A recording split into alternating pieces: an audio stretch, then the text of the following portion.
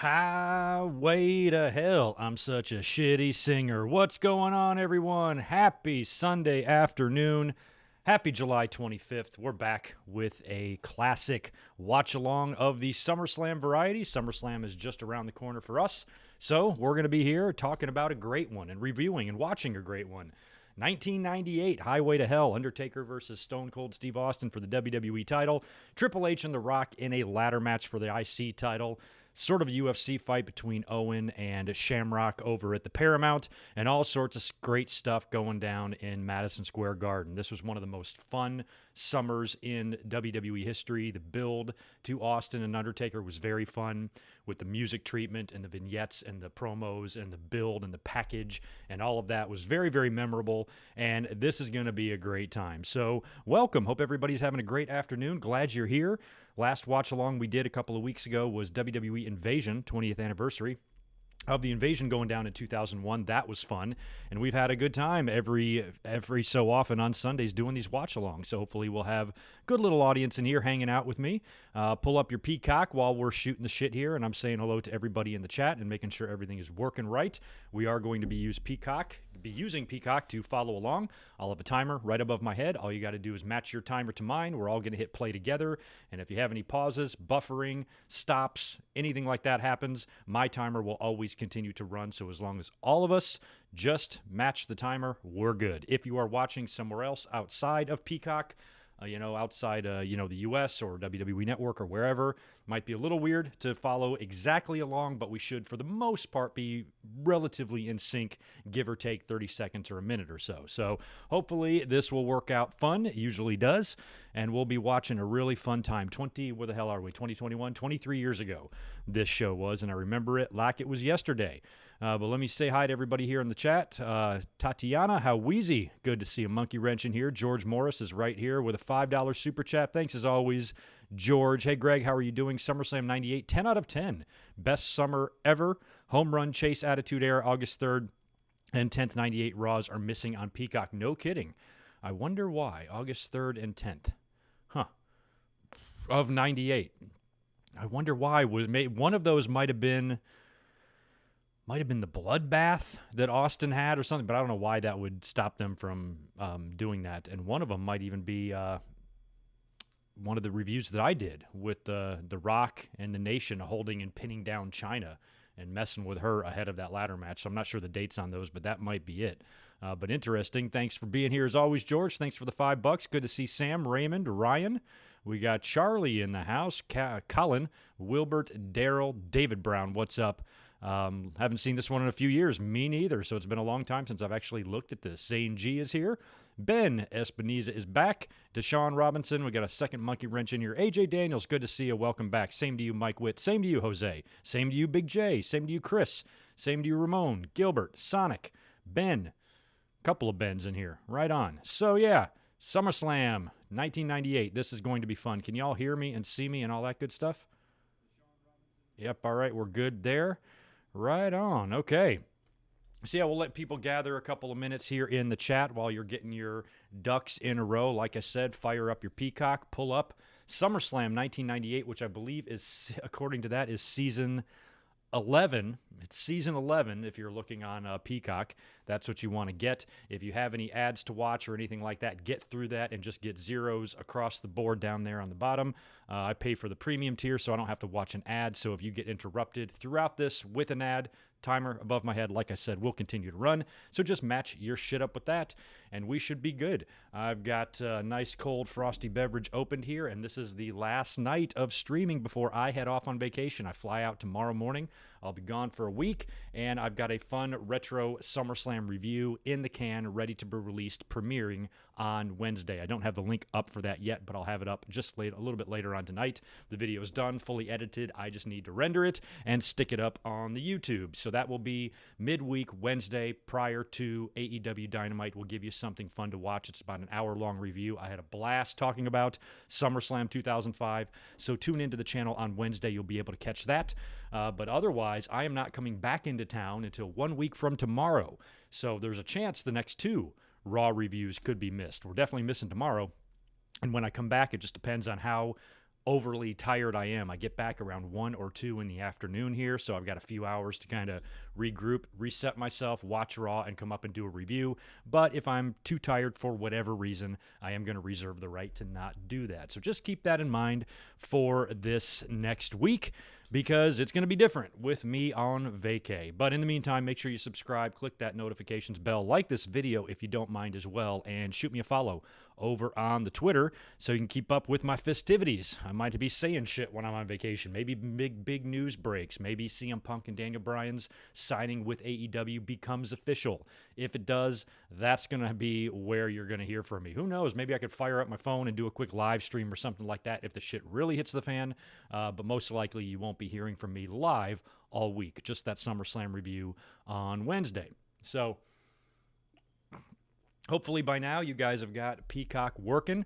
It's up and running, and we'll be getting into the pay-per-view here in just a second. Also want to say hi to Daryl and Spartan Sprinkles. Not sure if I got you guys earlier, and thank you for the safe travels wishes there. This is the longest I've ever gone in my life without flying before. I haven't flown since before the pandemic. I fly a few times a year usually, so I have never been more than a year or a year and a half, whatever it's been now. I think the last time I flew was the Jericho cruise, so it would have been a year and 8 months ago almost. That's a long time for me to not be on an airplane. I hate flying, so it's actually been a nice break, but finally back at it. Guess I got to bring a mask with me, don't I? And get on that plane and head on over to the East Coast. Deshaun Robinson, thanks for the $2. You were born 5 days after this event. Holy shit. I was celebrating my 21st birthday. Man, you are young. You are young. Thank you for that, Spartan. And good to see you, Victor Cologne, in here as well. Right on. All right, well, let me just get my stuff all ready here. Hopefully you've got your SummerSlam 98 pulled up. You got all zeros across the board there, and we're going to do a countdown from 3, a 3, 2, 1, and then everybody hit play together. That's how it works. If we open up, I have not looked at SummerSlam 98 on the Peacock network before, so I don't know if they're dubbing AC/DC or if it's here or what's going to go on with the intro. I have no idea, so it'll be interested how and if this is going to be edited at all, but I guess we'll find out. I need to grab something real quick. There we go. Make sure that's up there okay. All right, nothing's going to fall on my head. While we're streaming, we should be ready to go. All right. I never did a sound check on myself either. All right, we're looking good. We are looking good. All right. SummerSlam 98. This ought to be a hoot. So hopefully you guys are all pulled up here on Peacock, and I'm going to get my fingers ready. Like most of you who have been... K-Dog's Kennel didn't say hi to you either. What's up, dude? Good to see you. Like I mention every time that we've been doing a watch-along, I do a kind of a double computer thing, so I've got 2 mouses, and I need to hit play on one of them, and I need to click the timer above my head on the other. So I usually have to kind of sync this with my 2 fingers, and sometimes it can be a bit tricky. So let me just get myself set up and ready, and I think I'm ready. Okay. All right, so we're going to count down from 3. We're going to go 3, 2, 1, and then play. That's how it's going to work. So get your fingers ready on your mouses, on your remote controls, on your TV sets, whatever you're using. Get ready to hit this, and we're going to do it together at the count down of 3. Here we go. 3, 2, 1, play. Nice. Perfect on my end. Perfect on my end. All right, so... do not skip the intro, by the way, if you see that little notification down there. Let me turn it down. I'm going to keep my volume here low just in case we get some AC/DC playing on the pay-per-view. I don't want my microphone to pick that up.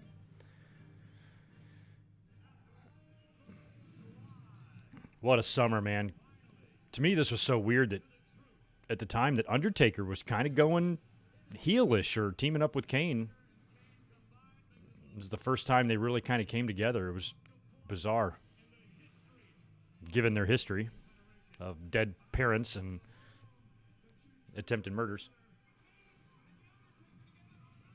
One thing I will say about the Kane and Undertaker story, it did get a little weird around 98. I think they were trying to do too much. That's when they decided to make The Undertaker Kane's dad, or I'm sorry, Paul Bearer Kane's dad. Then they also made The Undertaker the one that murdered his parents and all of that, which Just and they and on top of that was the fire story that was the original reason for bringing Kane back, that he was supposedly killed in an accidental fire and that he was alive this whole time. That was already kind of crazy enough, but then as they got the ball rolling, that's when they decided to have Paul Bearer have an affair with Undertaker and Kane's mom or something, and she gave birth to Kane. And then Undertaker was revealed to be a heel all along, and he was the one that killed him. And I even think they brought the dead corpses and coffins out to Raw one night, and somebody got chokeslammed into the coffin of dead parents' bones. Okay, so this feels edited. I think on the pay-per-view version for real, this would be AC/DC playing here, but it doesn't appear to be here. Hate it when they do that. I've got the original recording right off pay-per-view in my collection, but it's kind of hard to follow along with that. MSG. Hey, we are Pro Wrestling. Good to see you in here. Thanks for coming back. We might need you for some trivia here, or some stats. If there's something I'm not quite sure about, I might be asking you. Oh yeah, Val. I think I even remember the opener. I think this is Val and D'Lo Brown. I always got a kick. I went to so many shows at this time, and we would get such a kick out of Val Venus's Titantron with the hot dogs going in the bun and him rising up with the helmet. And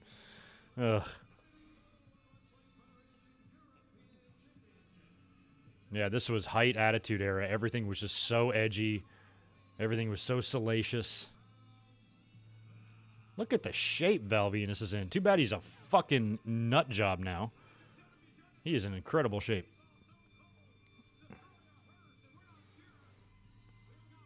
Did Stridex present this one? I know they did 97. If they did, I missed the beginning there.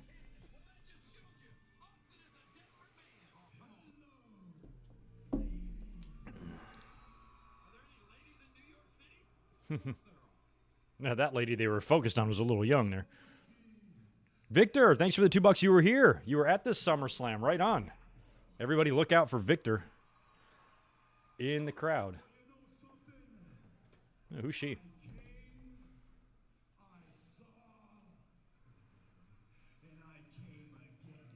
I came, I saw, and I came again. Johnny Silverhand, CM Punk to AEW is the worst, no worse than your birth. Sorry to break it to you. Here comes D'Lo.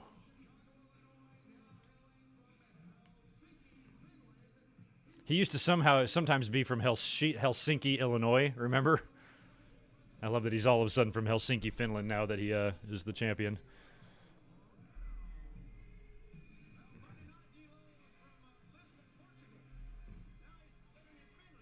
D'Lo Brown and Cowboy Bob, two of the worst healing wrestlers of all time.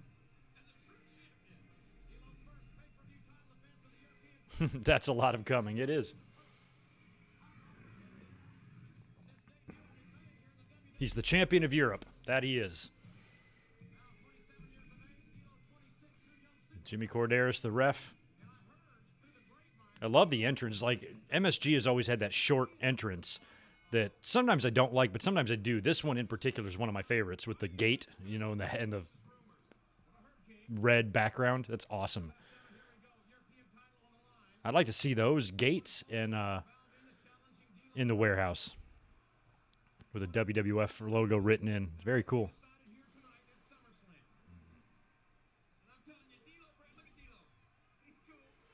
I thought D'Lo had a pretty good frog splash. For somebody his size, a 300-pounder, you got to remember. Just being able to do that in general is pretty amazing.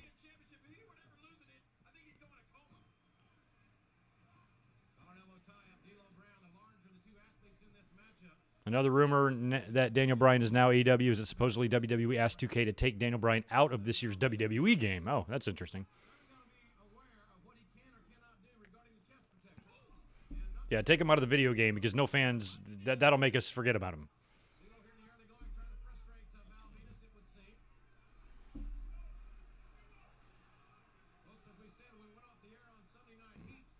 Yeah, AJ, you're right. They don't really use the old entrance anymore. They usually do the ramp and everything. I remember when WrestleMania 20 was announced for MSG, I was curious what it was going to look like. If they were going to do the standard traditional way or if they were going to make a ramp, and they made a ramp.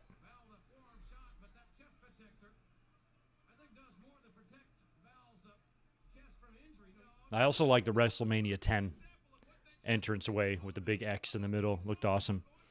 Oh, yeah, and Royal Rumble had a good one, too. Good point. They had the car up there. That was good, too.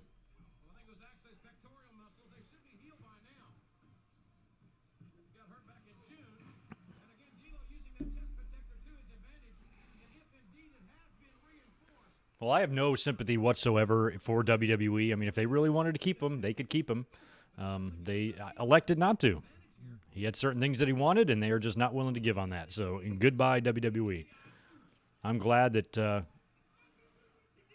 I've said this for years. I've always been happy when somebody can not allow WWE to hold them by the balls, you know, when they can be in the driver's seat for once.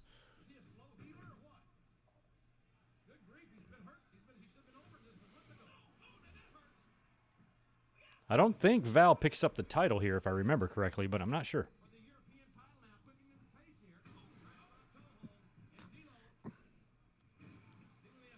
Val was good, man.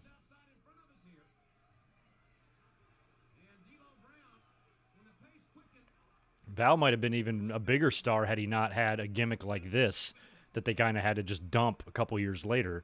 And then he never really found his way again. Once he was no longer the Val Boski, and then he cut his hair, and then he was in Right to Center, then he was Chief Morley, and then he was just crazy after that. Now he's just completely nuts. He's one of those QAnon fuckers. Damn, Peacock. Y'all are doing Daryl wrong. Well, that's why we got the timer. That's exactly what it's for. So just scroll ahead, scroll back, whatever you need to do once your shit starts working again, and follow along.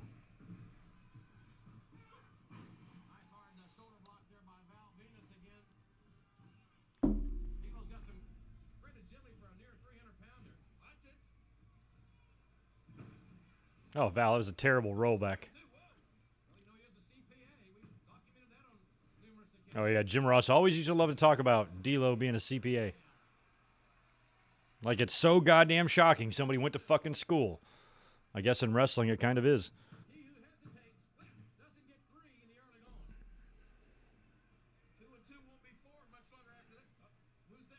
Edge, check out Edge. That's right. He had just debuted.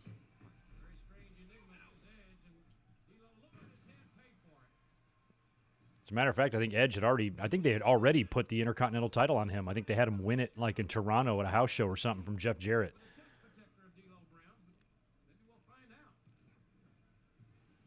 Or maybe that was the next year. I forgot. No, it wasn't. It must have been this. Must have been this summer. Or no, it was last summer. I'm confused. I think it was last summer. Jeff wasn't IC champion here. It would have been the summer of '99. I think that happened. It's like a one-day run or something like that.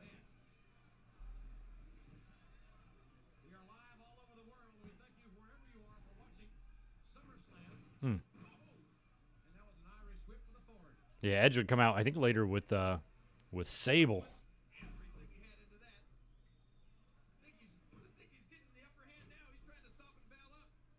Man, I wouldn't mind having front row seats. Oh, there's Vlad out there, and the other guy, the long-haired dude with the glasses. They're there, of course. Ringside at MSG for a pay-per-view is a bucket list thing that I'm probably never going to check off the list. It's going to be tough to pull that one off. What's going on, Mr. E? That's right. It was right before Fully Loaded. I knew it was in the summertime, so that would have been a year later. I remember at the time, though, thinking that Edge was just still super new and super young. He wasn't even over with Christian yet as a tag team, so he was still kind of finding his way.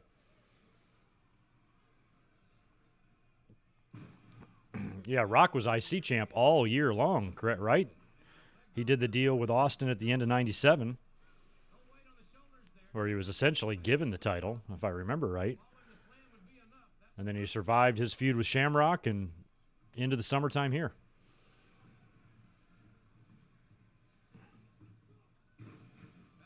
Yeah, Rock's, unless he dropped it quickly and regained it at some point, I think Rock's run with the IC title,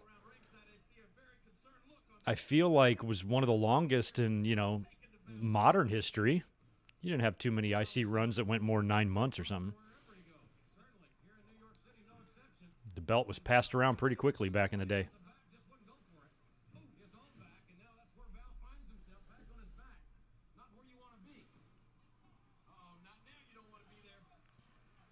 Get down, D'Lo. You got to count of 5.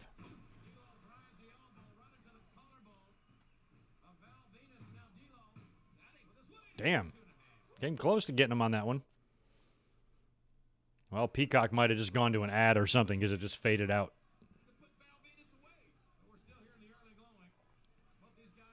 That's right. He technically lost and then had the reverse decision at Mania 14. I don't know how that works with the records. I had forgotten that Christian won the light heavyweight title in his debut match. I remember him debuting, but didn't realize he won the title. Damn, sweet-ass cloverleaf there.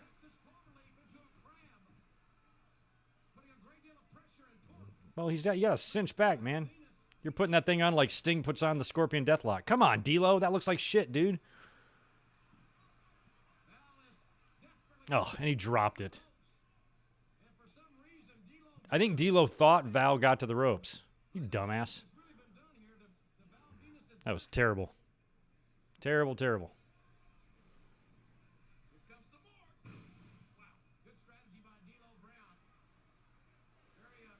No, Rock was not taking over Stone Cold's popularity. Rock was getting really popular in 98, and then when they turned him heel at Survivor Series, but even as popular as The Rock was, I was there. I lived that. I felt it. As popular and as over as The Rock was, he was still not on Austin's level. Not even close, really, in my mind. It was still dominant by Stone Cold. And plus, that heel turn would only last a couple of months. They wanted just to get more out of the heel run that they had already developed with him. And then if you remember, just a couple of months later, after he lost to Austin at WrestleMania 15, a show that I was at, he was babyface right after that. So that's not the reason he was turned heel.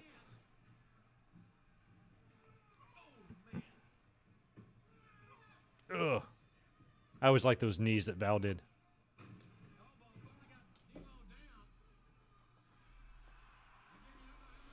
Yep, Owen beat him for the title.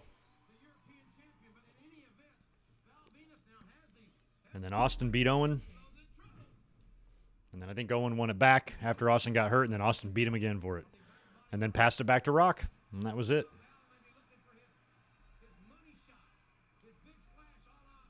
His money shot. I love it. Wow. Wow. Right into a bomb, into a Batista bomb or D'Lo bomb or power bomb. Brian Zane put Dan Severn's theme on the greatest of all times. It is good. It's underrated. I liked Severn's.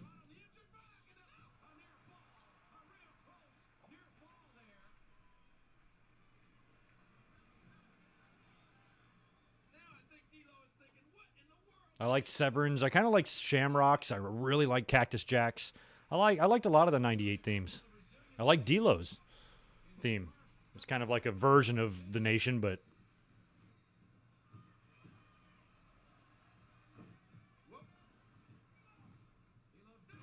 Well, I guess by this point, D'Lo was still in The Nation. The babyface theme he would have would be good, too. Victor, yes, I did hear about Jeff Hardy testing positive for COVID. Now, all jokes aside, we wish Jeff the best and hope that he can recover from that quickly. That sucks, and as long as he's on the other side of that, you almost have to kind of laugh at that because you talk about even more piling on, even more bad luck for Karrion Kross. The biggest argument I've heard all week about Karrion Kross losing to Jeff Hardy. Oh, he'll be fine because now he's unleashed a monster and he's going to be pissed and he's going to beat Jeff Hardy, and he would have. But now Jeff Hardy is sick, so the match that they were probably going to do tomorrow with Karrion Kross destroying him is not going to happen. So it'll just be delayed a little bit just to allow that loss to Hardy soak in a little deeper on us fans, you know what I mean? I probably will not get any sort of a look at Raw tomorrow at all. I'll be traveling all day, so y'all are going to have to tweet me what's going on. Send me updates. I'll read them on the plane or whatever.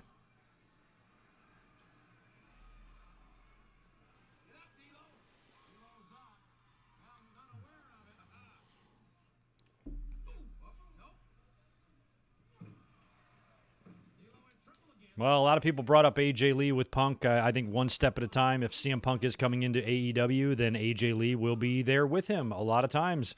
Backstage, possibly traveling, going to pay-per-views.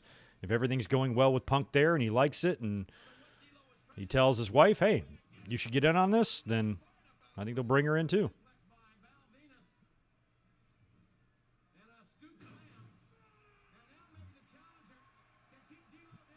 All right, Val going for the money shot again. D'Lo sliding into position. Ugh.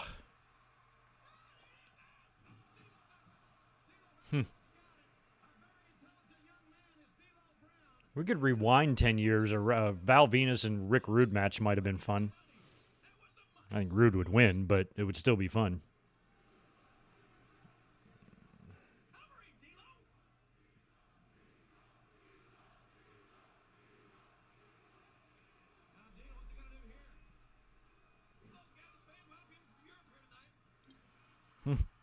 A lot of people from Europe cheering on D'Lo tonight. Oh, man, that was a really scary. He almost delivered a powerbomb to Val like Nash did to Big Show that time.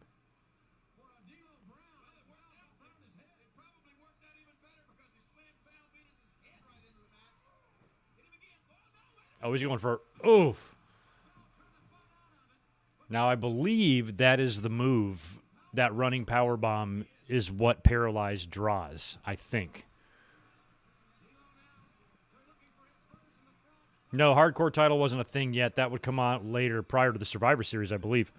Ooh, missed the frog splash. That was when Vince was trying to get Mankind on his side and gave him the title. Probably October-ish.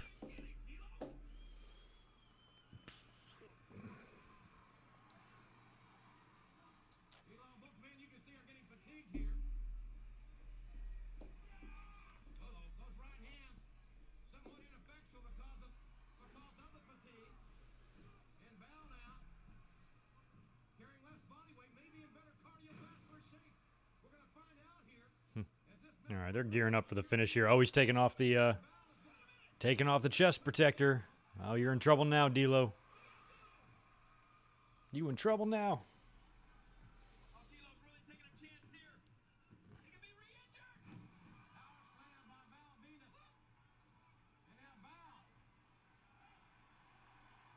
Val puts it on. I love it.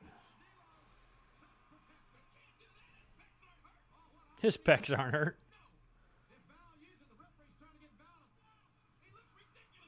D'Lo's not even getting up. D'Lo, do not lay back down. Oh. How the hell does Val get disqualified? The referee just cost him the match here.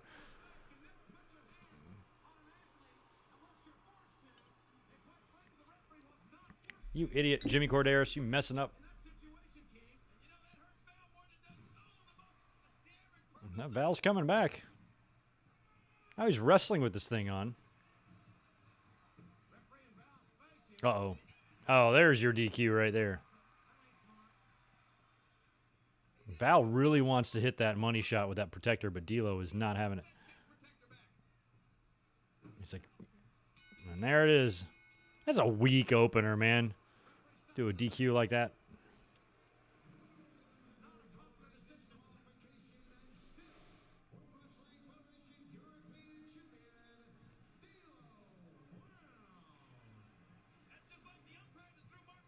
I wish I could do the head thing that D'Lo does, but I'd break my neck if I tried it. Look at the shape he's in.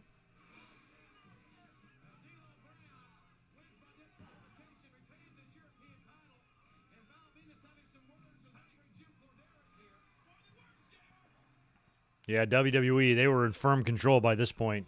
WCW was starting to split up the NWO, trying to keep that fresh, trying to do whatever they can to keep up with Austin and Rock and DX, and it wasn't going so well. Oh, he's going to money shot Jimmy Corderas? Oh, I'd hate to take this move. I'd hate to take any move. Oh, God. That can't feel good for a referee. Oh, now he's going to swivel his thing. This should be fine or suspension, if you ask me.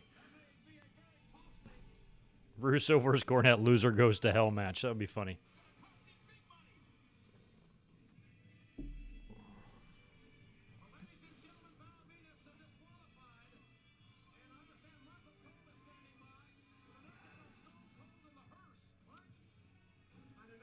Ha! Look at little Michael Cole. You look like a moron. Oh, yeah, Sunday Night Heat. I have this recorded, too. I guess Austin tore that hearse up.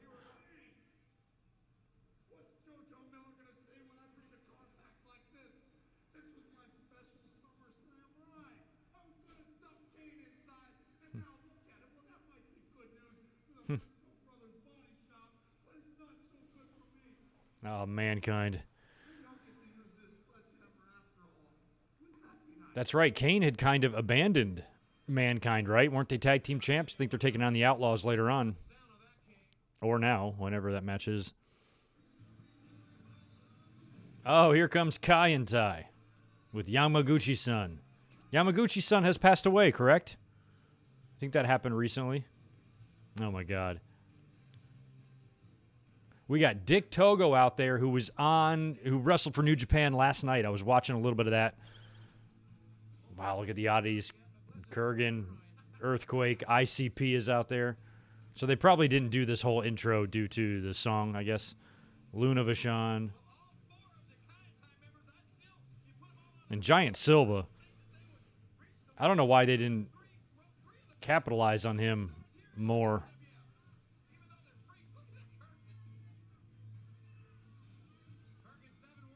Kurgan. Because Silva, he looked just eerily like Andre the Giant, facially.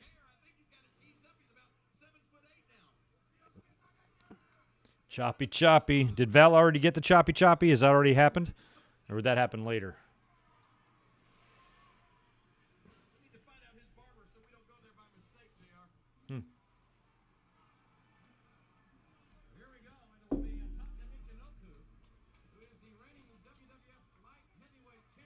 Oh, no, Mike. I never thought about that. God. No, I think her and Nikki probably have some Legends deals or some shit with WWE, I'm sure.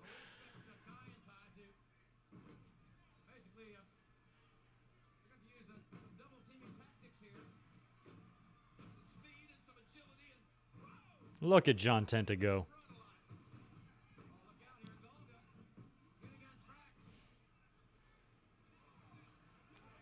Pretty sure around this time that he was still probably, John Tenta, he was probably still, I'd say 5, maybe more years younger than I am right now in this match.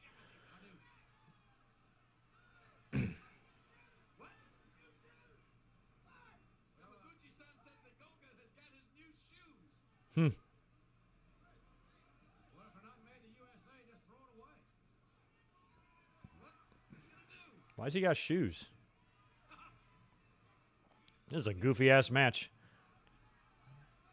They look brand new. Apparently they stink. Oh, he's got Yamaguchi-san's sneaker.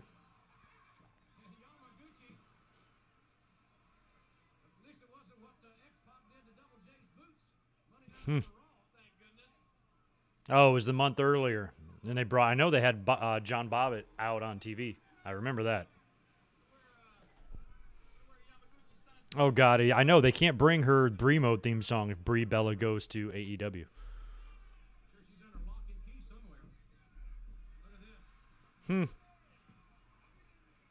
Fucking Funaki.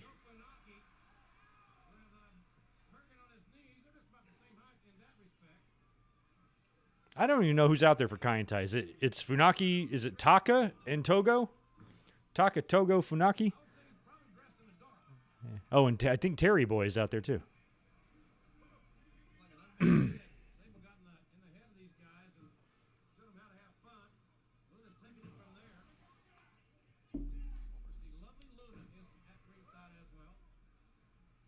I don't even remember what his name was. What was Terry Boy going by? I remember the guy with the blonde hair was going by Terry Boy for a while. I think it was a tribute to Funk, if I remember right. I don't recall what they're calling him here.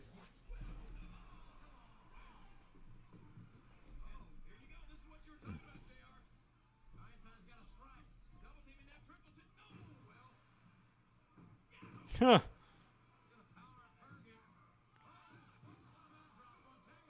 Oh, Teo, that's right.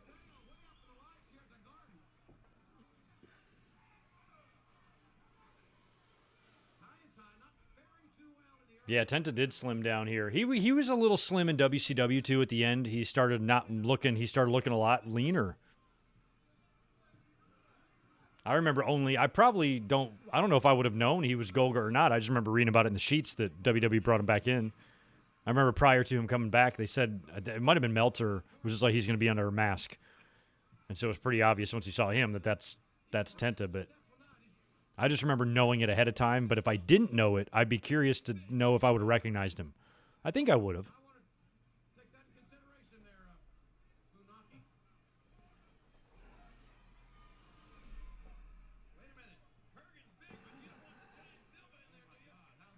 Tenta was 35. Okay, so scratch that. I'm not 5 years older than him. I'm 9 years older than him. Holy shit. God, he always looks so old. Even when he debuted, and he was 25 then? Or no, he was 28 in 1990 when he came in and did the thing with Hogan and all that. Crazy. He looked like he was 45 years old then. Him, John Tenta, and not Bubba Ray, but Bubba Rogers, Big Boss Man, were always way younger than they looked. So was King Kong Bundy. A lot of those guys got their big runs with Hogan in their 20s. And not even late 20s, mid-20s.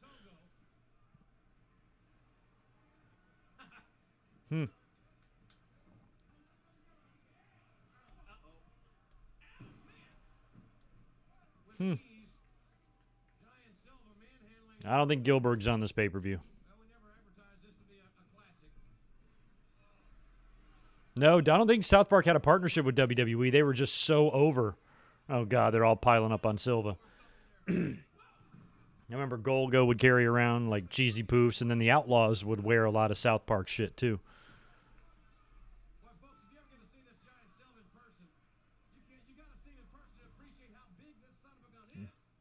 Giant Silva is dressed the way I'm going to dress tomorrow when I travel on the plane, because I always try to wear the most comfortable shit possible.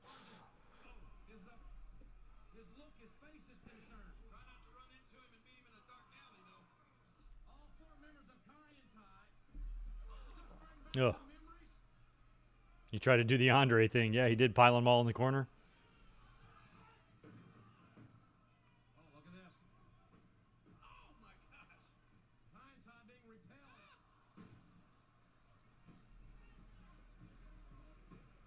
No, I didn't see that, Ryan. Congrats to Jordan Grace. She is a house. She is so fucking strong. I see a lot of her social media and like Twitter posts like of her at the gym, and she is incredible. So incredibly strong. Good for her. We like Jordan on this channel. We don't have many of her. We don't have many of those super strong, girls out there.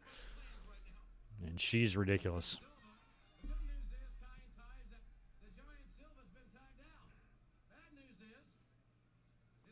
Mike, where am I going? I'm going to North Carolina. Down to the beach, visit some friends, chilling. It's going to be fun.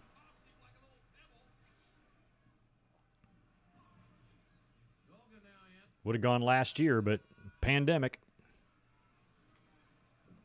Ha! Thick mama pump. That's awesome. Is that what she calls herself?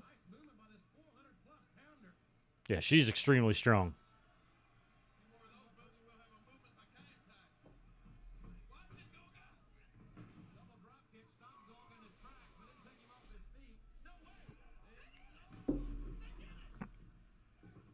They just double power bomb him. Thank you for that. $2, Andy. Put over your board. Who's T-Low?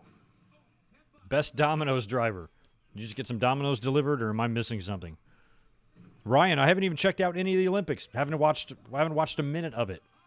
And I usually don't give much of a shit about the Olympics, but the Summer Olympics I usually kind of watch because it can be fun with the swimming and the diving and shit. But I haven't just had a chance to catch any of it. I'll catch a lot of it when I'm on vacation. It'll be in the airports. It'll be in my hotel and all that stuff.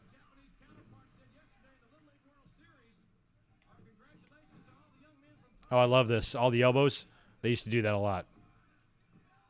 Down goes Gogo. Kai and Tai rules.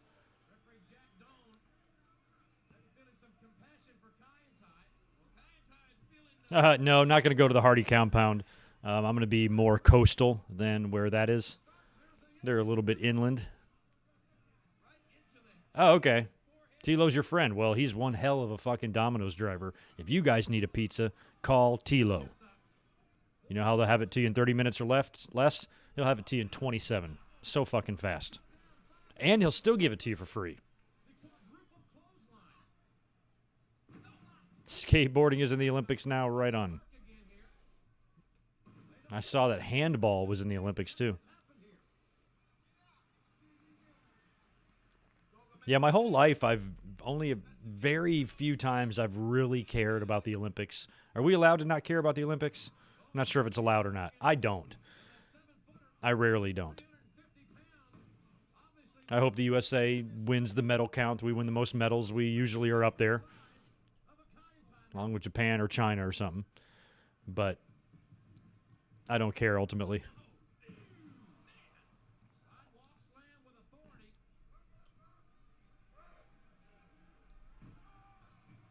Probably my favorite Olympics ever was probably 92 with that dream team, man.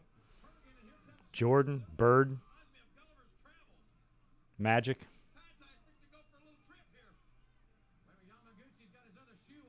Come on, Yamaguchi. Oh, Luna stops Yamaguchi and slams him with authority.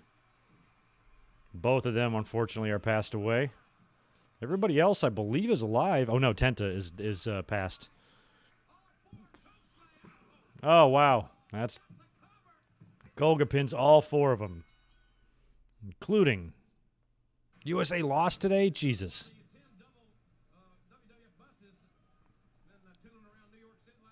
Yeah, who was it? It was Michael, Magic, Barkley, Bird. Isaiah wasn't on the team. It was Joe Dumars. I'm trying to think who the centers were. Was it Patrick Ewing? Patrick Ewing. I'm trying to think who else. Pippen was on the team, I'm sure. I think, too. Who else am I missing from the Lakers? Magic and... I can't remember.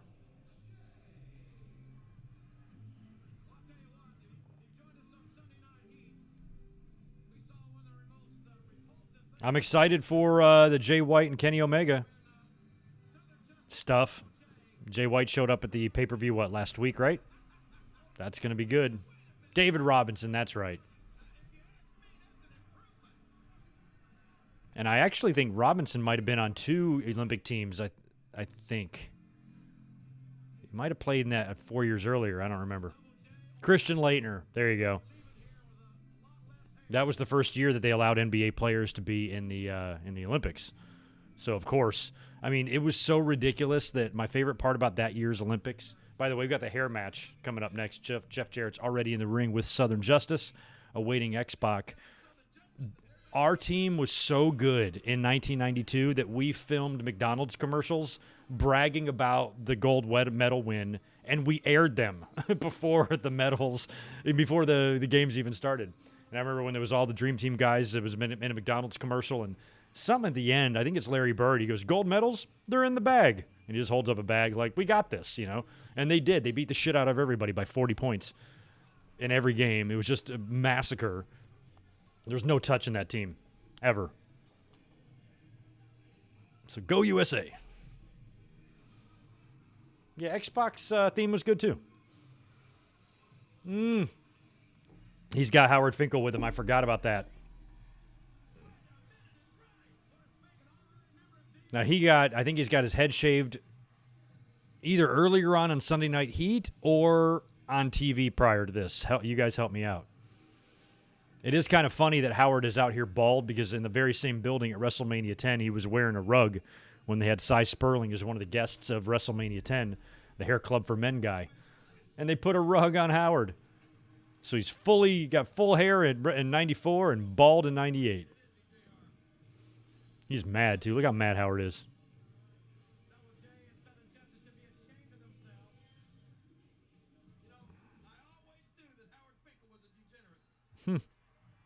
Yeah, it was earlier on Heat. That's okay.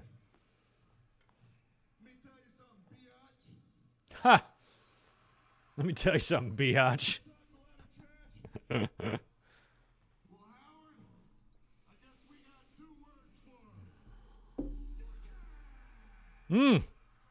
Howard with the great suck it.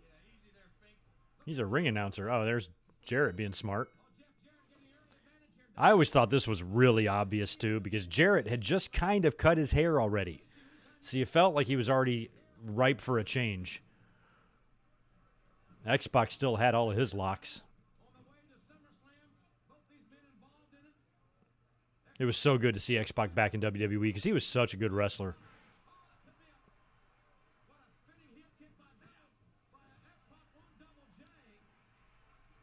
X-Pac has 2 King of the Ring matches versus Owen Hart, 94 and 98, both very good.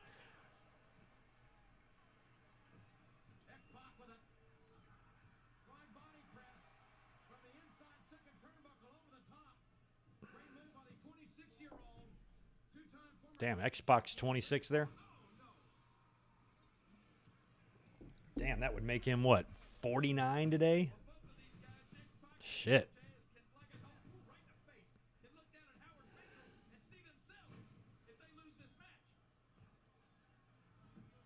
Yeah, Jared, they should have done a shave the head bald thing. I think Jeff looked good with the buzz cut, but in terms of this match, they should have shaved him bald and then he grew the buzz cut. Yeah, Conor McGregor fans, you're right about X-Pac. A lot of that's his own doing. Any underachieving that he ever experienced was due to him. Because he had powerful friends. He had all the reason to be pushed.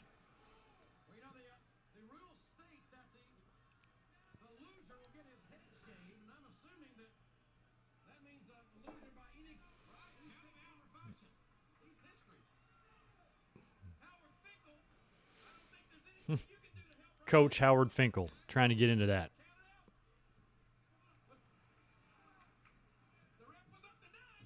I can't show you, Frost Man. Just get Peacock. It's like free. It's the easiest thing. YouTube's got rules. I've had my channel forever. I ain't taking any chances. Got to follow along. This is the only way to do it. Trust me, I'd love to show the screen, but you just can't do that. That's why you need your own screen, man.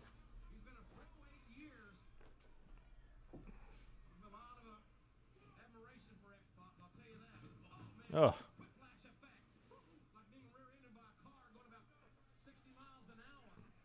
Harvey and Howard tuxedo match still gives me nightmares. Jeff Jarrett had a big match on that show that night. I think he worked Brett.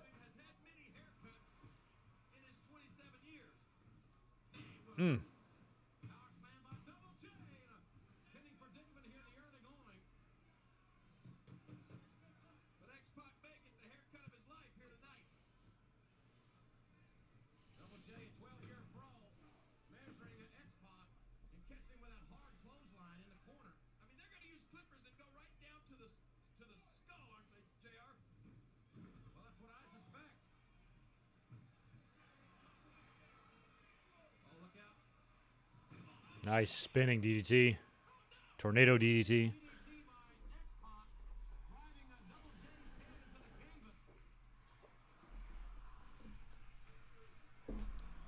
Oh, shit. Whoops. Didn't mean to. There we go. Just trying to turn my chair a little bit so I can see.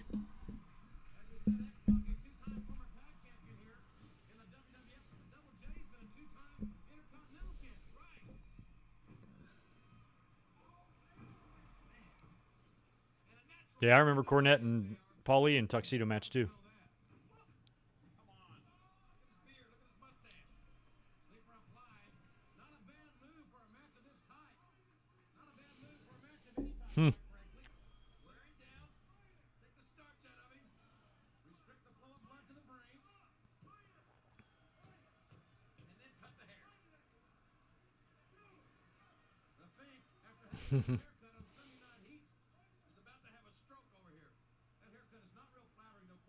It is not a flattering haircut for Howard. They should have trimmed that up backstage.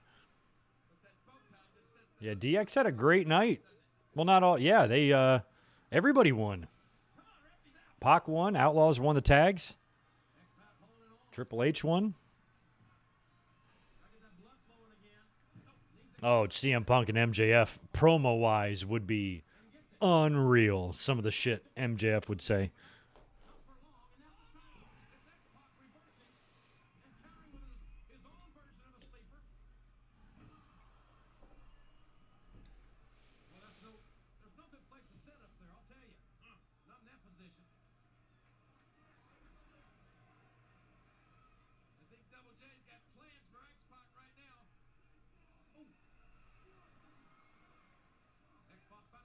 Mm.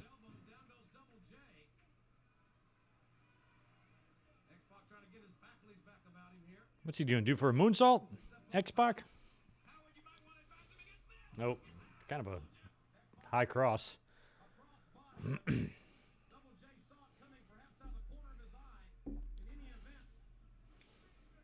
Yeah, I know, Ryan. I talked about that earlier with Howard out there with a rug earlier.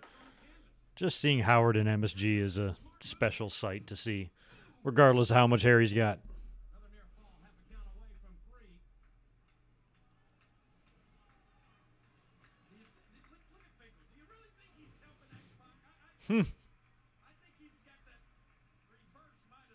Punk and Bryan winning the belts from the Bucks, that would be interesting.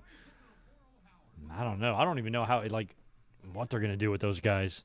If Punk and Bryan are going to kind of be together, if they're going to come in and do their own issues and, cross paths later on down the road. I don't know how that's going to all work out. Looks like we got another ad break here for some.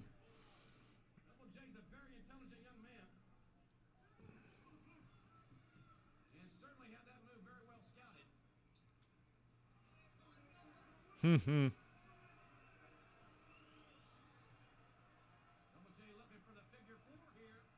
he's got it. Figure 4.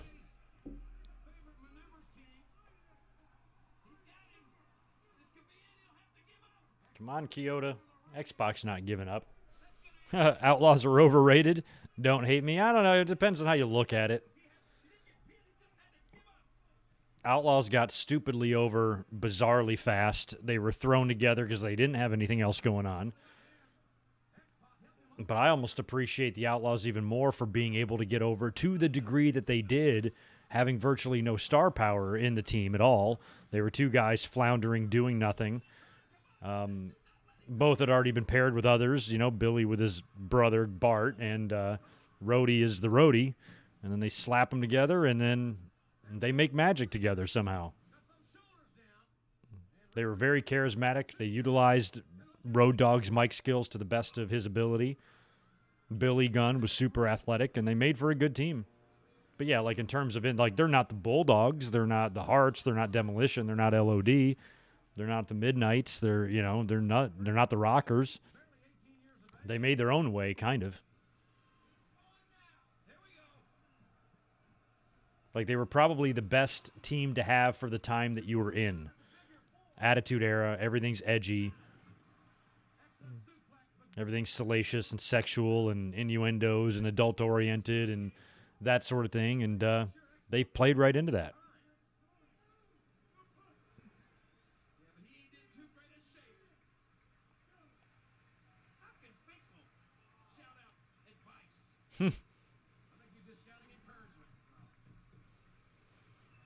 Yeah, Tennessee lead. They didn't even keep Fuller in for very long.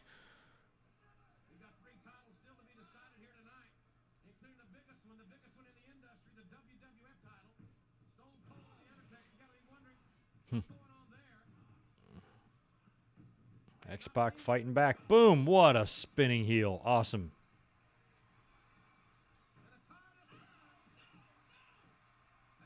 Bronco Buster is such a weird move.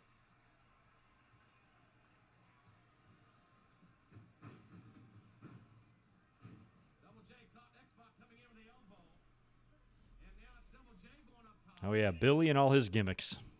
All Billy Gunn's gimmicks.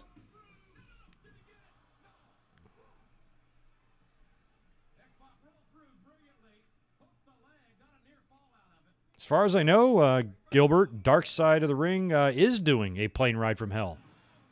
The second half of this current season that we're in, I believe, picks up in September. And I think Plane Ride from Hell is on there. Correct me if I'm wrong on that. As far as I know, it is.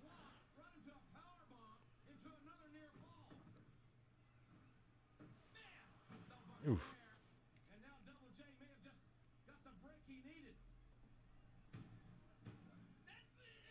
Oh. Oh, I wasn't sure if I remembered that, Deshaun. In 2011, The Undertaker returned and Triple H returned seconds after him. Bryan should debut and Punk doing the same thing later on, and they have a stare down. Maybe. It just depends on how they want to. I believe in kind of spreading out your moments, you know? Like, those are two internet-breaking debuts to have there, and I'm not sure if I'm combining them. I'm doing two of them. I'm making All Out a huge show, and I'm making Arthur Ashe a big show, but it just depends on what they want to do. Who knows? We got to get some confirmation on their signings first. I think Howard just took a shot from Jarrett, but X-Pac countered with an X Factor. Shout out to Victor, who's in the chat here with a 316 sign in the crowd. Oh, and Jarrett kicks out. Southern Justice is back. They were lurking in the shadows there. In the shadows of hell, literally. Oh, naked Midian, or clothed Midian, missed the chair shot, or the guitar shot. And Jeff eats the driftwood guitar shot. The referee doesn't see all these bits of guitar in the ring.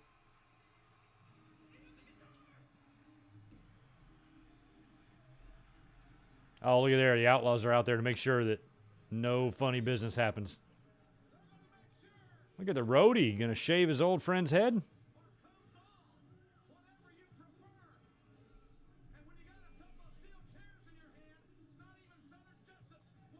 Damn, who's coming through there's the bangers, head bangers, bunch of referees. I think I see Dave Hebner coming out. Slaughter. Damn. Bringing out the heavy hitters here. They're putting him in the chair. I love it. Oh, Droz is out there too. Droz and the Headbangers and the Outlaws all making sure. This never seems to go well whenever they try to cut somebody's hair, so we'll see if they get it off Jeff. Get the scissors.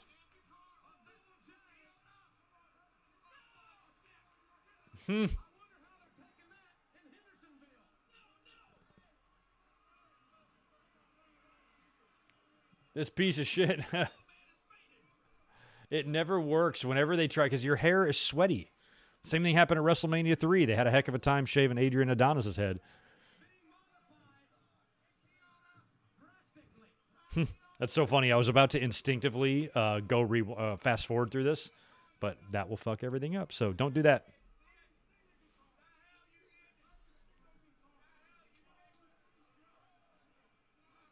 X-Pac wants scissors. Yeah, see, they can't even get this shit right. Hair matches never work. There we go. That's better. Damn, they're cutting a lot of hair. Jesus. They're putting it on Howard's head. I don't think Howard Finkel would look good as a blonde. It's just me.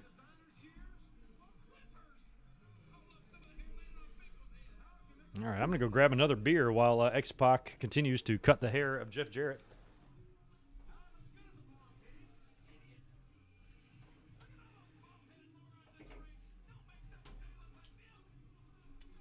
All right.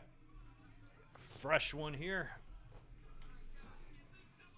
While I crack open this beverage, smack that thumbs up button for me if you don't mind, if you're here watching Highway to Hell.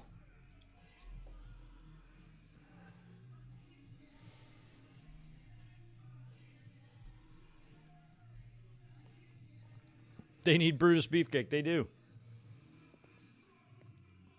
I was in the crowd when Brutus Beefcake became the barber. I watched it happen.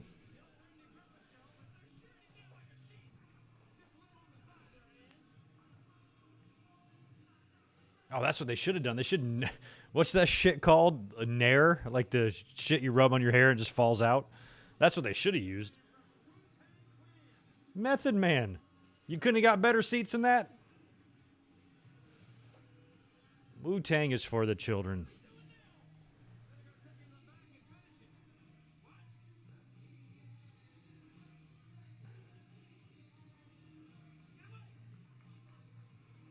What part of the world am I from? The best part. Southern California.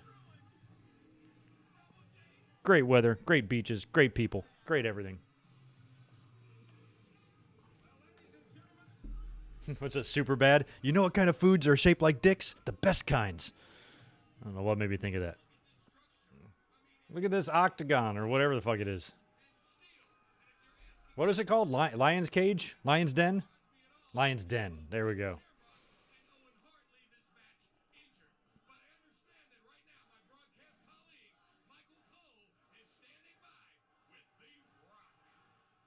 Man, all those fans over there. Oh, here's the Rock promo. Look at him. Nice $500 shirt. Looking good. I don't know, Mike. I agree with that opinion. I like Jarrett with short hair.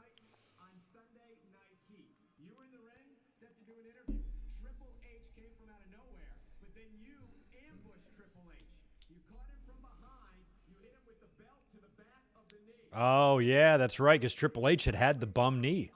He didn't even get a chance to defend this Intercontinental title, really. Now, my question to you, Rock, is this. You must feel pretty good about yourself. What are you thinking about? Well, The Rock is thinking about slapping the yellow right off your teeth if you keep asking. Yeah, Michael Cole, you fucking moron. Asking these stupid questions. The Rock wants to know exactly how you're going to climb the people's ladder and reach The Rock's Intercontinental gold with just one leg. Tonight, He can hop up the ladder, Rock. New York City, The Rock's home away from home into the millions. No, that's not the fight pit from NXT. It's much different. That he's going to prove he is the people's champ. The Rock is the people's choice, and The Rock is the best damn Intercontinental champ there ever was. If you smell what The Rock is cooking. No, I don't remember that, Ben. Father James Mitchell cut Raven's hair the wrong way. How do you cut it the wrong way? Did you cut his pubes off?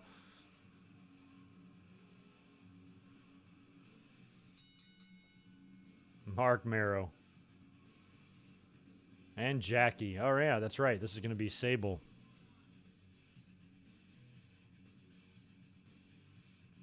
Yeah, Mark Marrow, he had gotten hurt in late 97.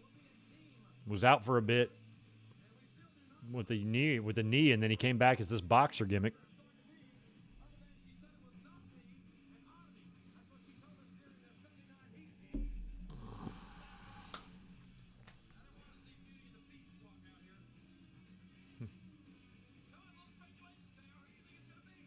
I've heard this song on other like networks before.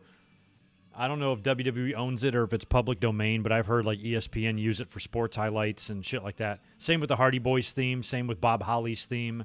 There's a couple other ones that I don't know the story behind them. Oh, he used the clippers the wrong way. What an idiot. Forwards instead. Oh, I mean like this? Oh my God. He was probably bleeding.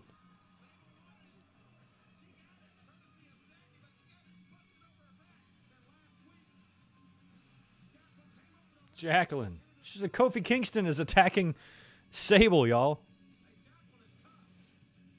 I'd rather be in Sable. Jesus.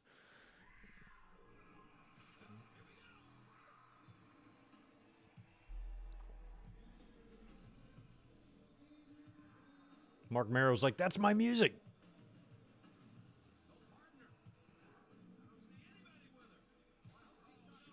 It's a handicap match. Sable versus both of them.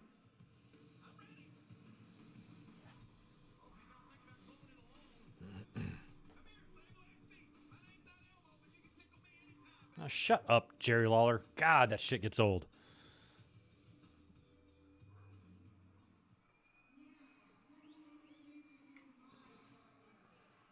Yeah, fix that audio, Kevin Dunn. You idiot. You think you know me. It'd be fun to see Edge and Brock have some sort of in-ring thing face-to-face.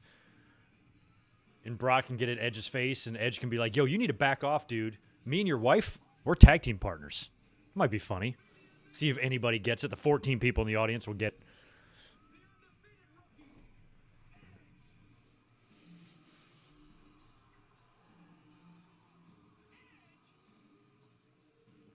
Edge. I remember thinking it was going to be somebody bigger because Edge had already been on TV at this point. And I don't believe this was his debut.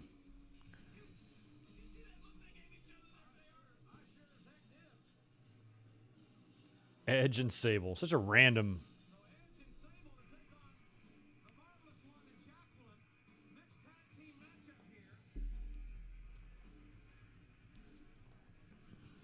And who's the referee, y'all?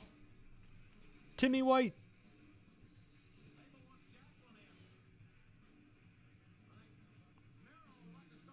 Yeah, we weren't on this day yet, Raymond Fran. We were getting there. A few more years it would be on this day. Not quite yet. What's up, Lambo?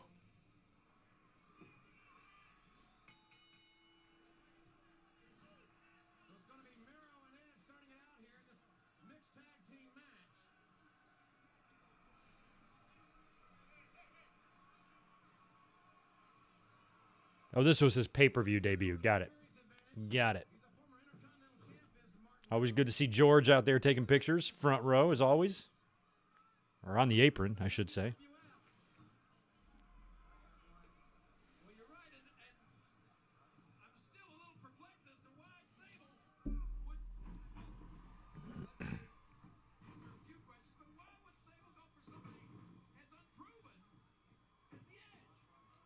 As the Edge. They call him the Edge. That's funny. We are currently on Edge and Sable versus Jacqueline and Mark Marrow. Marvelous Mark Marrow. Sable really wants in there.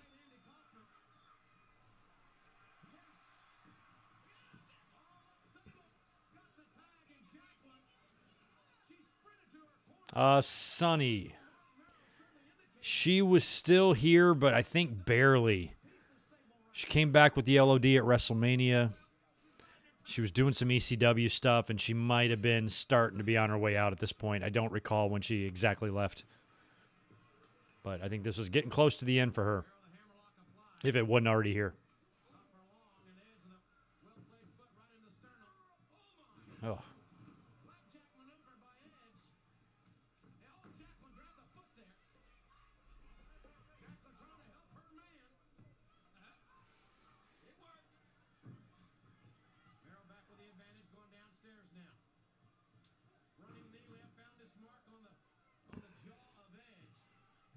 Nah, you're not spoiling nothing, Connor. Fauci's probably right. It's summertime. People are more active. Plus, you know, we're in one of these strange countries that for some reason can't get its people to get vaccinated because they're all fucking dumb. And on top of that, it's holidays and people are out. People are traveling, doing stuff, socially, gathering, that sort of thing. You probably are going to see a spike. And hopefully we'll see that go in the other direction as you get on the other side of summer, maybe into the fall months when not so much is going on. Hopefully we'll get there. But, yeah.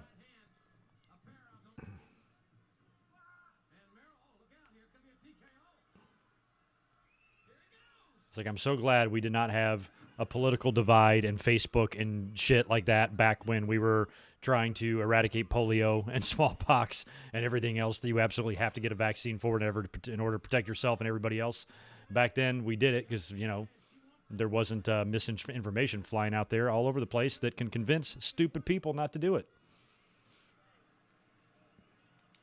Just get the vaccine. You'll be fine. I took mine. I'll live longer than you.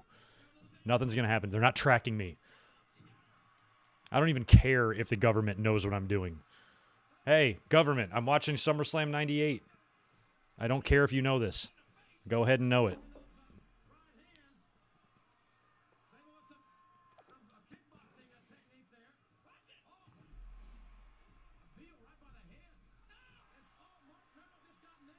Sable, you can't... Ugh, you're a cheater. Sable's trying to go for that Bianca Belair look there, although Bianca does it way better. And Bianca would beat the shit out of Sable. Oh, my God, and she just kicked him in the dick? Jesus. Sable, you are awful. Now she's going to powerbomb him, of course. Oh, Jacqueline stopped it, thank God. I thought it had to be men versus the men and women versus the women.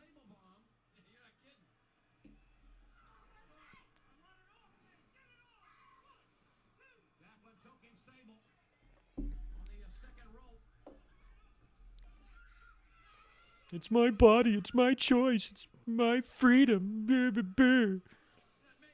I have this really neat skill that I have the ability to look at American flag without having to whack off to it immediately. It's kind of nice.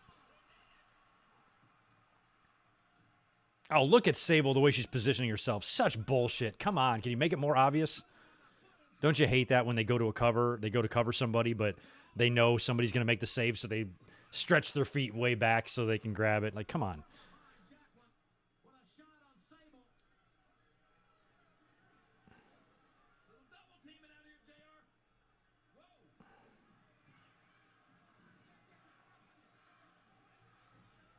Yeah, Austin was famously mad about Sable powerbombing Mark Merrow because he had to work with him on the house shows. Oh, man, Merrow. And they had a history prior to that, you know. They had worked already the previous year. So rekindling that kind of made a lot of sense. But after Sable started beating Mark Merrow's ass, Austin's like, I'm not working with this guy. Because the minute this guy lands a punch or a kick on me, I'm going to look like a buffoon. Wow, Edge diving over. Look at that athleticism. We got flying Canadians in MSG. Look out.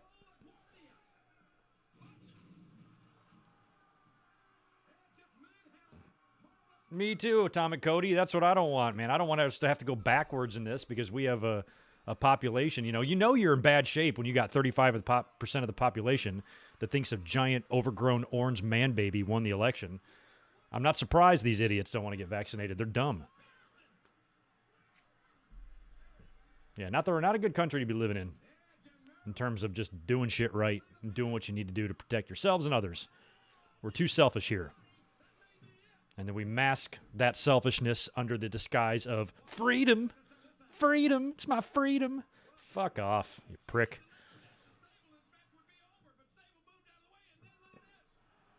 Yeah, they worked WCW at the same time, but also in '97, Merrow and Austin worked, I think, They worked a couple pay-per-views. They worked King of the Ring, and they worked the pay-per-view after that. But I'm not sure if Austin and Johnny B. Bad had any matches in WCW. They might have. Oh, Jack's got her foot on the ropes. Or got his foot on the ropes. And by the way, I skipped over the part where Edge spanked Jacqueline in the aisleway. That should be brought up. Because apparently Jacqueline was naughty. You know Sable's going to get the pin here.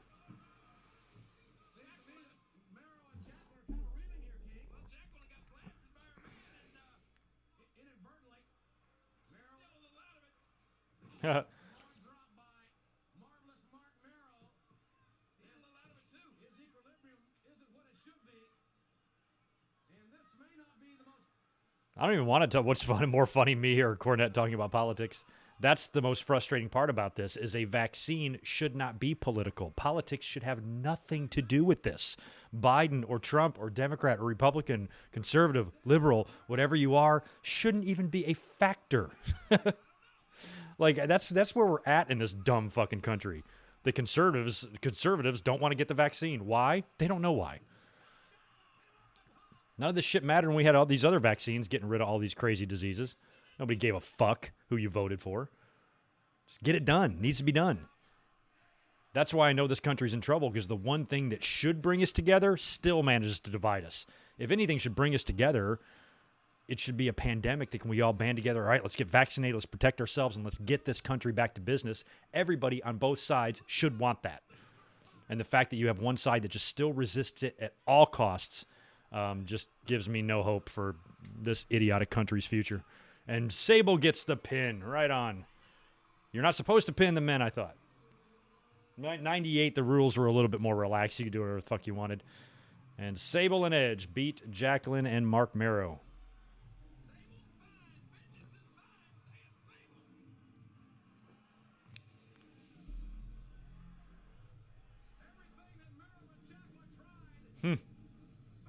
I like Sable's celebration of the crowd is she just waves to him. I did not like Sable. Not sure if you can tell. A Franken Sable.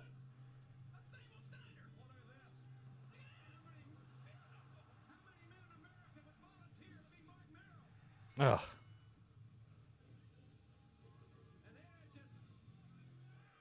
Oh, yeah, Edge was still leaving through the crowd at this point.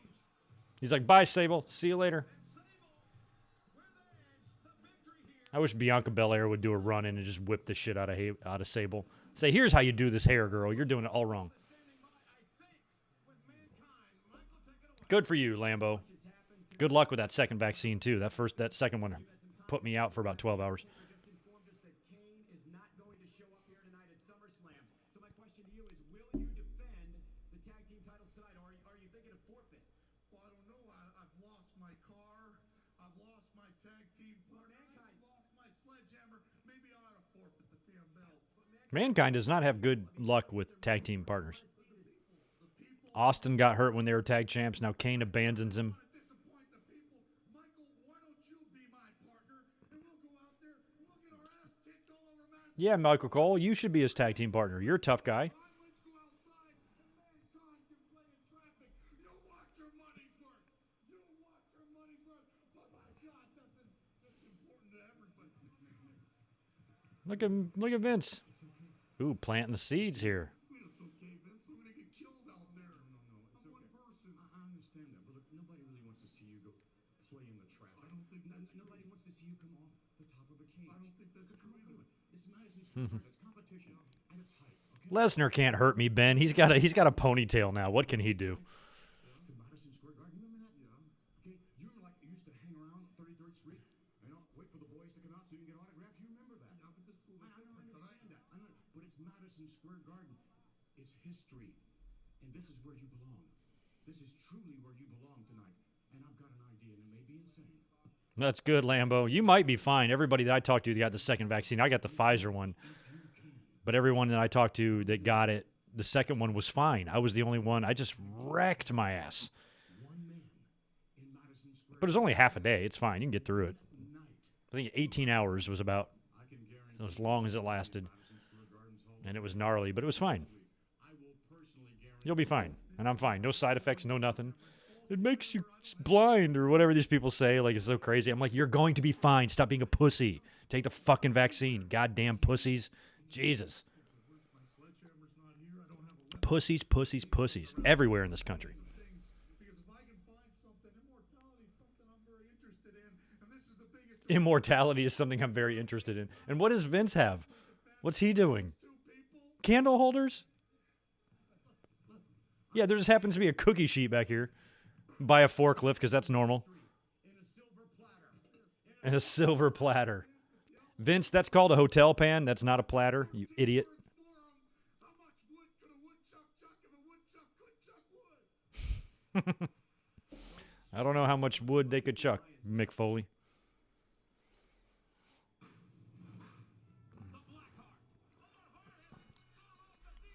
Oh, I was also in the audience for when Owen Hart turned heel and joined the Nation. I was in the crowd for that, too. The highway to hell for these two superstars has been paved with controversy. Word in the locker room is that Owen Hart's special trainer for his Lions Den match at SummerSlam. They're kind of still doing these type of hype packages. It used to be Todd Pettengill voicing them. And Cole is even talking like Todd. You notice that?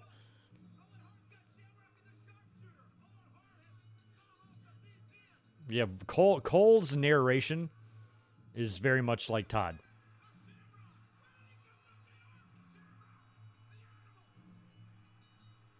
Yeah, Barry, in my educated opinion, I think it'd be a pretty good fucking smart goddamn idea just to do it.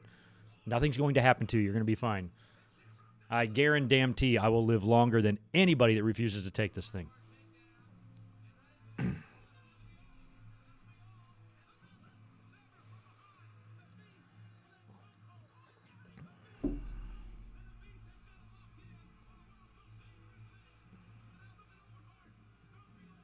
Oh.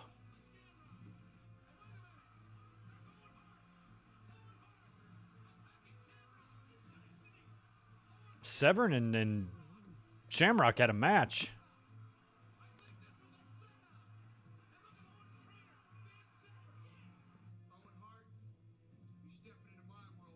Shamrock was such a beast, too. Jesus. He was scary looking.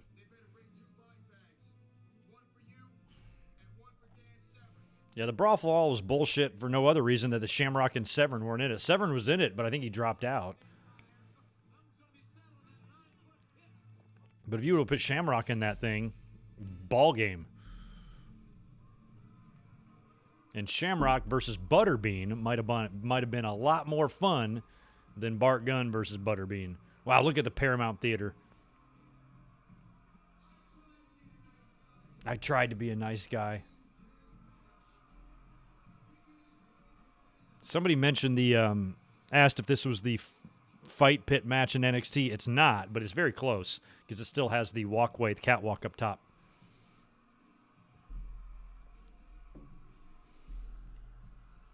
Oh, Sam, thank you for the reminder. I'm the victim. I loved Owen's music.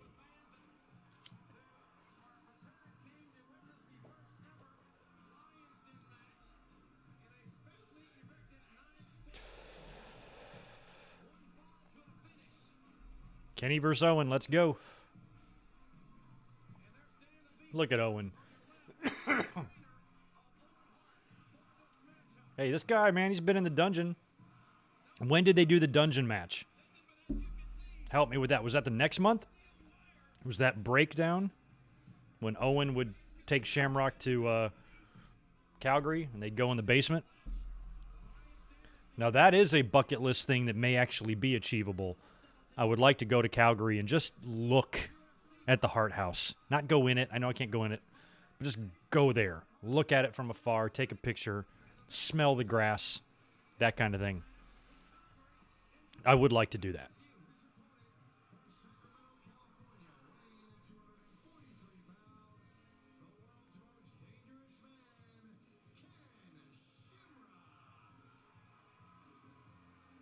Yeah, and I think Jim Ross said the measure, he said this is like a 9 foot.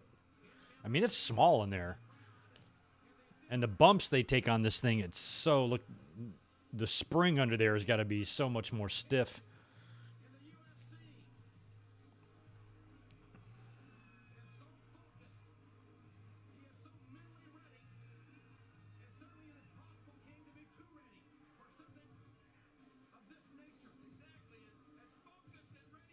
I mean, that's quite the thing they built there for this one match.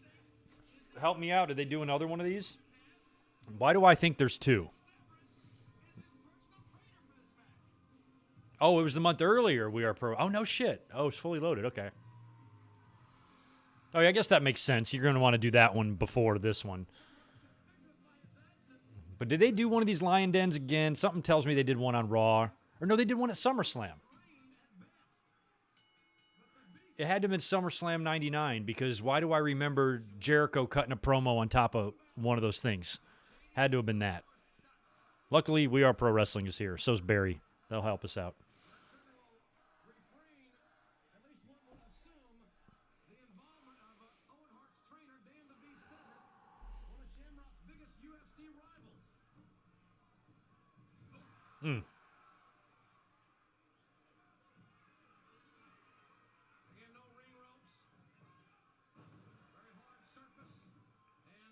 Yeah, this is going to be, I mean, this is actually,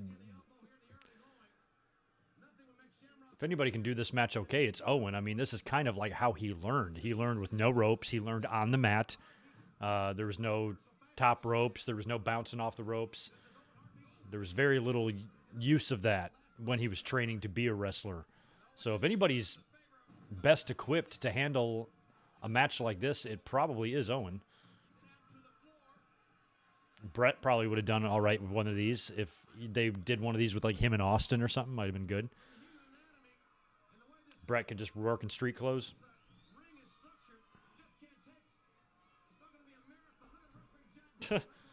Emmett 83, you got that right. It's fucking understatement of the year. The pay-per-views today don't feel the same, have the same atmosphere as back in the day. No shit. That they don't.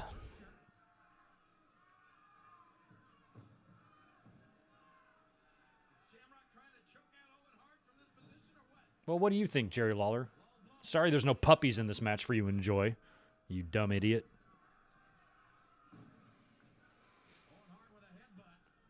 Yeah, Mike Witt. Wednesday morning. I'll have to set a time on that. I might do I'll do noon Eastern, 9 a.m. Pacific on Wednesday. That's when I'm going to premiere SummerSlam 2005 review. And I had a blast talking about Hogan and Shawn. That match cracked me the fuck up, man. Even when Hogan pinned Shawn sticks his leg, like Hogan hooks the leg, and Shawn just keeps his leg straight up in the air. Fucking great. Tune in Wednesday. You'll hear all of my thoughts on that. Shamrock, the 1998 King of the Ring winner. I would think that Severn could get a little closer and try to interfere. No, Interfere. some advice. Interfere.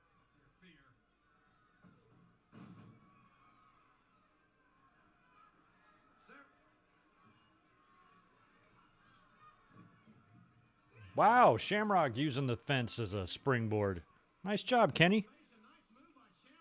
I think it's pretty awesome that we all have fond memories of Shamrock, and his run was 2.5 years, maybe. That's it. Excluding his TNA shit, which I do. I don't ever think about it.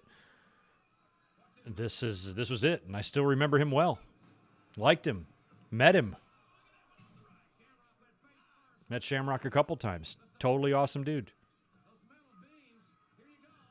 Not a dude whose face you'd want to spit into and be murdered, but best SummerSlam match of all time was Brock Cena. It's up there with one of my favorites. I actually do like the match just because it was the uniqueness of it. All those years of SummerSlams, all those years of Hogans and Rocks and Warriors and Bretts and Austins and guys like that, you get one of them getting absolutely mauled and eaten alive in a squash match, essentially, in a main event of a pay-per-view, wasn't done. So I actually do rank it kind of high just because it's something that they didn't do very often, really at all.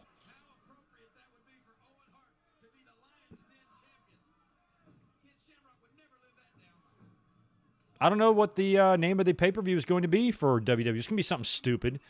Some catchy little play on words. It's going to be dumb. Great Balls of Fire. They've already done, so they've done New Year's Revolution. Have they done New Year's Evil or something like that? Or they'll do something like that. Ugh.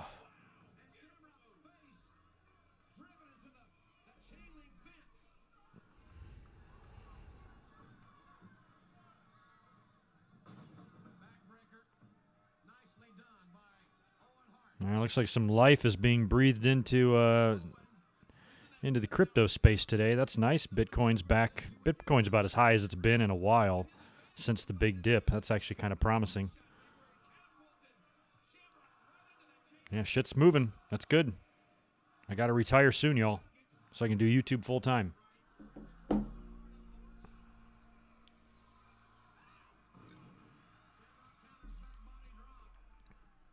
Well, right? Wouldn't have that have been cool?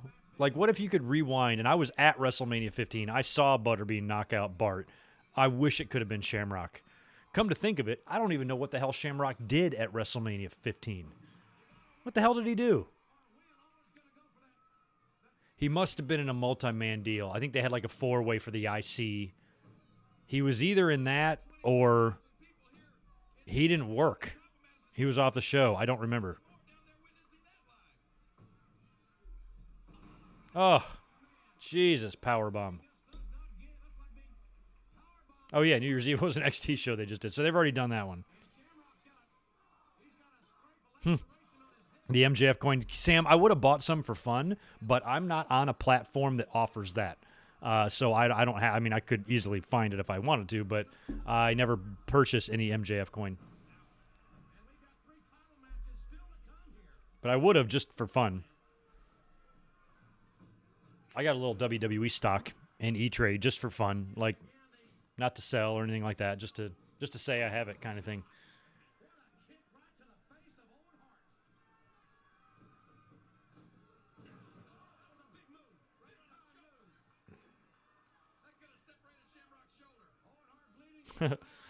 I responded to a tweet from Chelsea Green, who, of course, last night Matt Cardona beat Nick Gage for the was it GCW title or whatever. Fans were hurling and littering the ring with plastic bottles and all sorts of shit, and Cardona was just destroyed, sliced up, blood everywhere.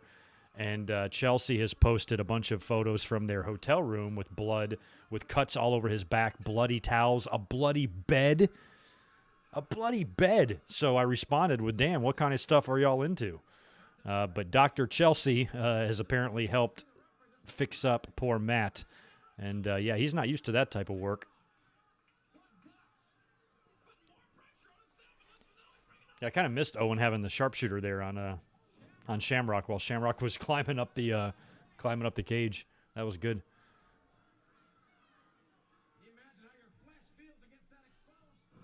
Oh man, taking a DDT on that. I mean, and that mat is a lot less bouncy, you know.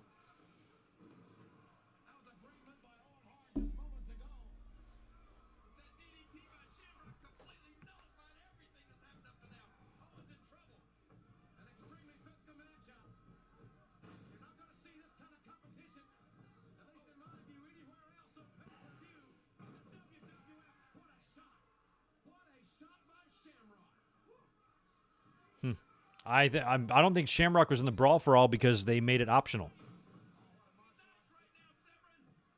They might, I mean, and honestly, they might not have wanted him in there. He would have killed everybody. Unless they, for some reason, wanted to place Shamrock and Severn on opposite brackets to where you could come together and get that rematch in a legit fight. But that would have been a dangerous place to tread into. Wow, Shamrock, it's pretty athletic. Crossface. Oh no, armbar. Into the ankle lock.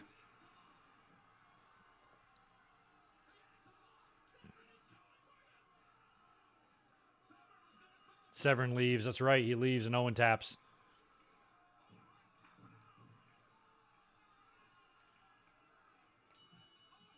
We only missed it by a couple of months. Theoretically, we could have gotten a Kurt Angle versus Ken Shamrock match. Angle was already there by this point, working dark matches, I believe. Oh, no, the next year he would be.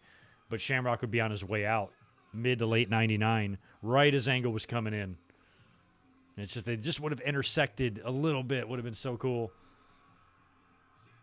But we would get that later with Angle and Brock.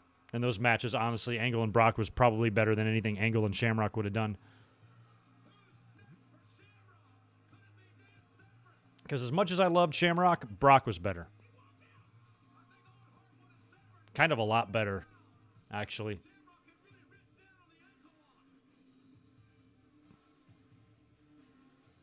Whose ankle lock is better? Angle or Shamrock? I'm going Angle.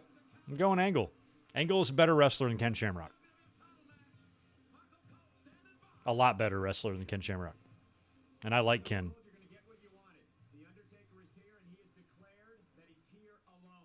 You know, maybe that's going to be true, and maybe it isn't. It really doesn't matter because I don't trust anybody. And I'll say this. The Undertaker, I respect you more than anybody here in the World Wrestling Federation. But all sentimental crap aside, I'm not afraid to cheap shot you to death if that's what I got to do to hang on to this belt because I won't give you or Vince McMahon the satisfaction of seeing me give up this title, and that's all I got to say to you. Look how young Austin was, or youngish, and he was bigger then too. Austin, I also believe at this time was, 35. All right, here he is. Tag team titles on the line. Here comes Mankind by himself again.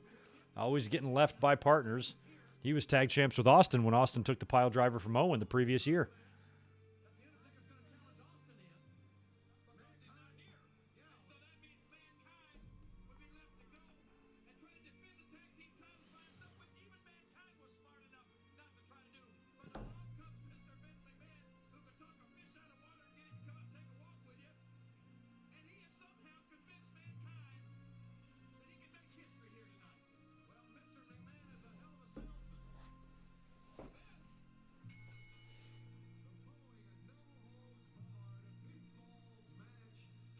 Poor Mankind. He was just, what, less than 2 months removed from his base jumping expedition at King of the Ring.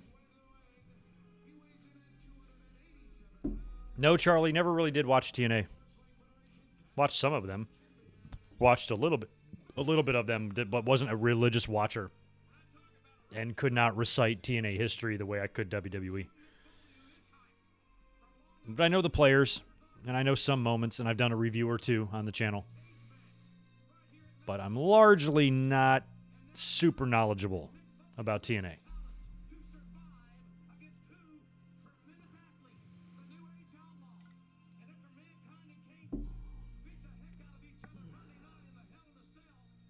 Have a nice day.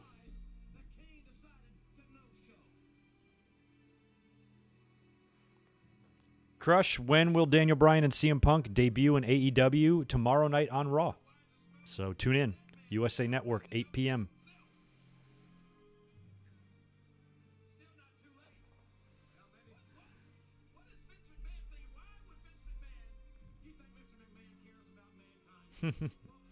They're already planting the seed for Vince kind of starting to use Mankind a bit.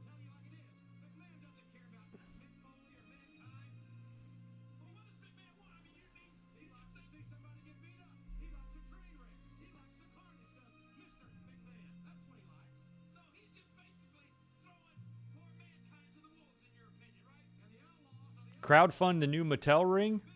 You mean a toy? They crowdfunded that? Pay for yourselves, assholes. No, I wouldn't give them a penny. They can suck it. Yeah, Sacco was on his way, though. This is pre-Sacco, but what? Help me out. Sacco was a month later? Maybe 2 months later. 1 year later, I would be in the audience for This Is Your Life. I saw that live. Highest rating wrestling to this day still has ever had. South Park gear on the Outlaws. They got the dumpster.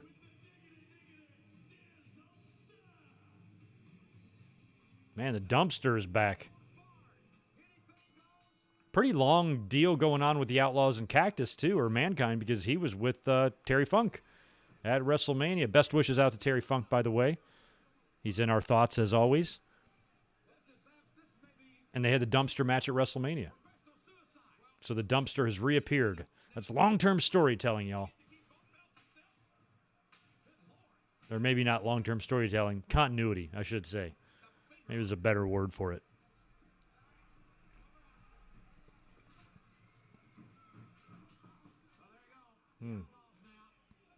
Poor Mankind. He's like, I haven't even healed from the Hell in the Cell yet. Can y'all not murder me, please?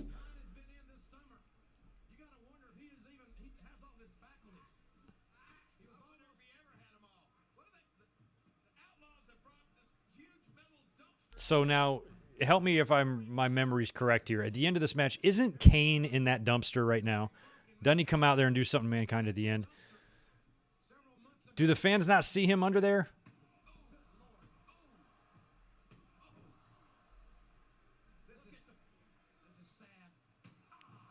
Because the lid's not closed. Damn, they just concertoed poor Mick Foley. And those those pans, are dirty. They're extremely dirty. Sheet pans, excuse me. Whatever they're called.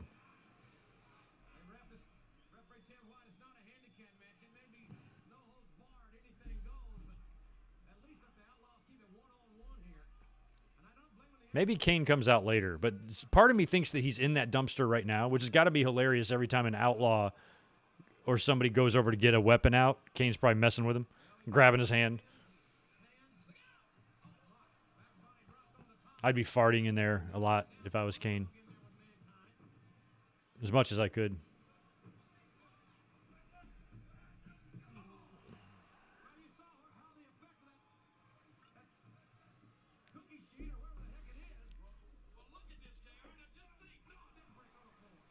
You know, Emmett, that's not an extremely far-fetched idea.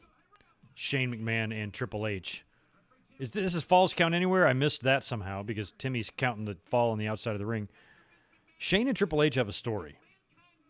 And if they really want to get deep with it, they can do stuff like bring up what Vince did to Karrion Kross or what he's done to so many countless others that have come up from NXT that as soon as they get there, they're like, oh, we don't give a shit about him. You're losing tonight, you know.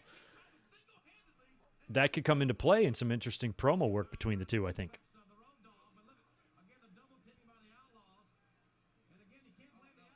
Oof. Double Russian leg sweep to the dumpster. Yeah, no reason to take it easy on Mick Foley's head or anything. It's not like he's had a difficult couple of months. It's been a piece of cake. People fly off cells every day. Not a big deal.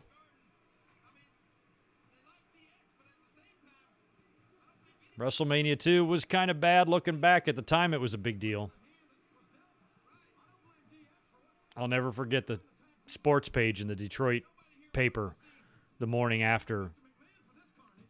It had a big spread of Hogan and Bundy. Hogan clobbers Bundy, it said in the headline.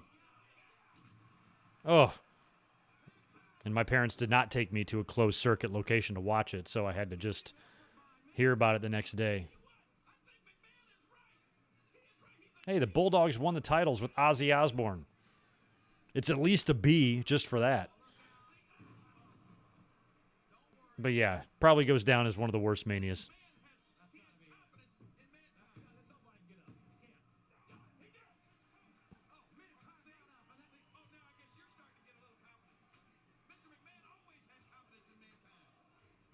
Oh, I hate when they set up the chairs like this. It's always so gnarly. Be careful, Mick.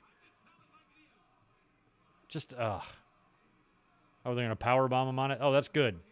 Again, that's very good for Mick Foley's health. He's going to have a long career. Do it again just to be sure that he can wrestle for another 20 years.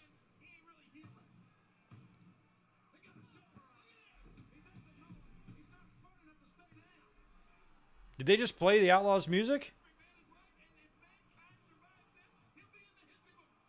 I don't remember that. They just played the Outlaws music. They thought that was the finish. Well, that just spoiled the finish. I guess maybe I vaguely remember that now that I think about it, but that's funny. Oh, they're going to spike him. That's spike pile driver on the belt. He ain't kicking out of that. Tag champs again.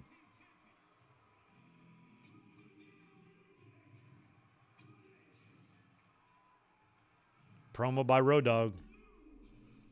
Road Dogg's like, I'm going to announce this just so y'all don't botch it.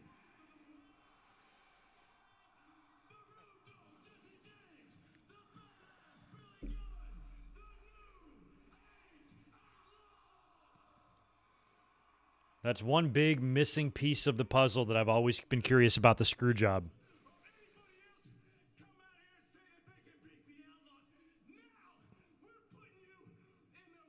Oh, yeah, they put him in the dumpster.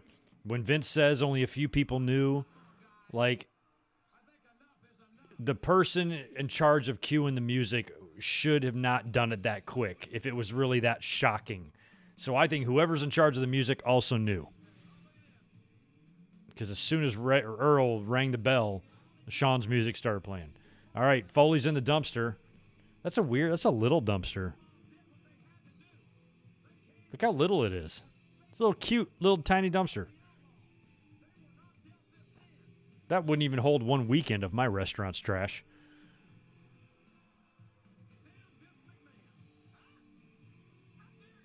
Oh, there's Kane. He's popping out of it. So he laid in that thing the whole time? It's small.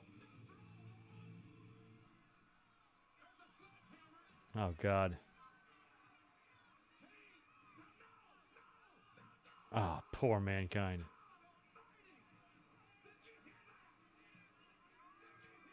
I think I heard somebody go, you didn't hit him.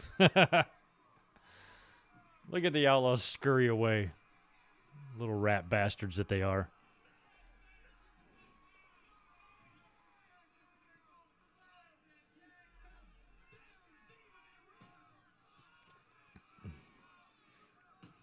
I am surprised we're getting an Uncle Elmer shout out in the chat.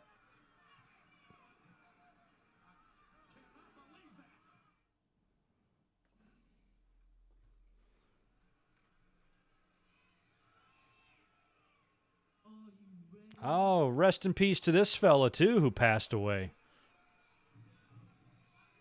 I remember there being rumors at the time that, I forget his name, I think it's Chris something, the lead singer of this band that performs this song, was Triple H's brother.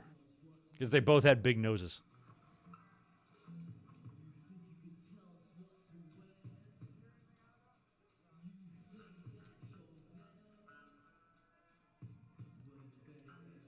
You better get ready. So this is the ladder match. This is a great ladder match.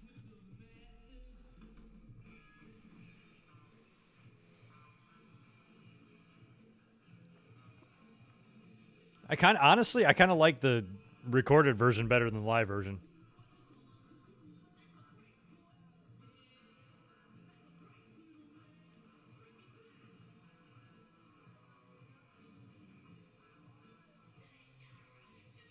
Chris Warren, thank you for that, Raymond. And Ryan.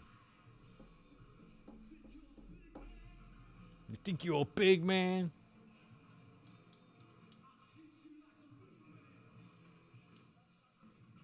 They've showed that girl a couple times, the one with the glow sticks in her boobies. You think this is match of the night? Yeah, it was. It absolutely was. Because Austin Taker was good, but man, there was one spot in that match that still blows my mind to this day that the whole pay-per-view didn't have to be called off. When Austin took that headbutt to the chin of Undertaker and how he didn't get knocked out. If that would have been me, I'd still be in the hospital 23 years later. I'd still be there, not ready to leave. Like, and Austin not only like was able to come to, you know, he's still probably bad concussion and a lot of stuff, but he was able just to do it and get through the match. There's no way. I wouldn't have been able to make a sandwich after something like that, much less wrestle a fucking match. So don't tear the shit up. The Rock slaying the smack. Oh, this early Rock version, I like it.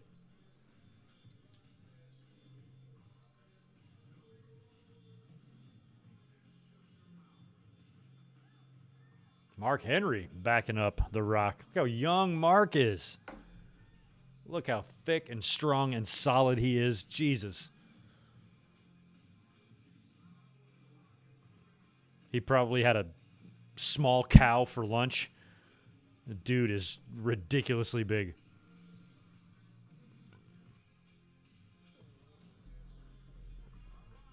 Missed the colored ladders. China looks good in the green, doesn't she?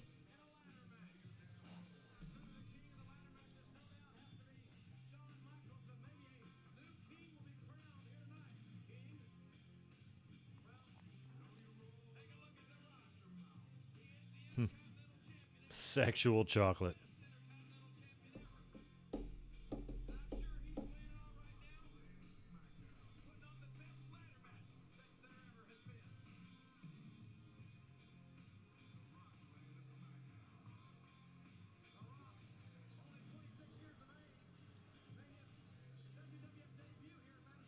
Yeah, Rock and Triple H feuds, I liked them too because of how old school they were. Because they spanned different divisions and different spots on the card, which is interesting. You know, Brett and Shawn did that, and, you know, other guys did that. And see that still happening at this time was pretty cool to see. They feuded with factions. They feuded for the Intercontinental title. They feuded for the world title. Sometimes Triple H was the heel. Sometimes Rock was, or at least early on. Sometimes they were briefly on the same team. They were briefly in the corporate ministry together. Or maybe the ministry. Or maybe the corporation, I should say. Not corporate, the corporation. Very briefly. But they were there together. Structure in this match, folks. If you've never seen a ladder match, no pinfalls or submissions. The Intercontinental belt will be attached to that apparatus. And then suspended over the ring. Suspended over the ring. Only way to reach Yeah, so like basically immediately after this match, Rock would start transitioning into babyface. And he'd start having some conflicts with Vince because he was already getting louder reactions from the crowd. We wanted to cheer him. And then they turned him at Survivor Series, which was awesome. But they even knew when they did that was only going to be a temporary thing. I remember when it happened. I was like, oh, shit, I thought Rock was full-blown face, but he's back to being a heel now, but he'll be a face. It's only a matter of time because he was funny. You can't put a T-shirt on Michael Cole's head and not like that guy. You know what I mean? So when he starts to be who he is, you know that eventually he's going to be full-blown babyface. And they made it till WrestleMania, and then month after or so, whatever it was, he was babyface and he was off and running. But this was kind of the beginning of it here. Looking back, they probably should not have had Rock drop the belt here because Triple H, I don't believe, even had a title defense. I think he was stripped.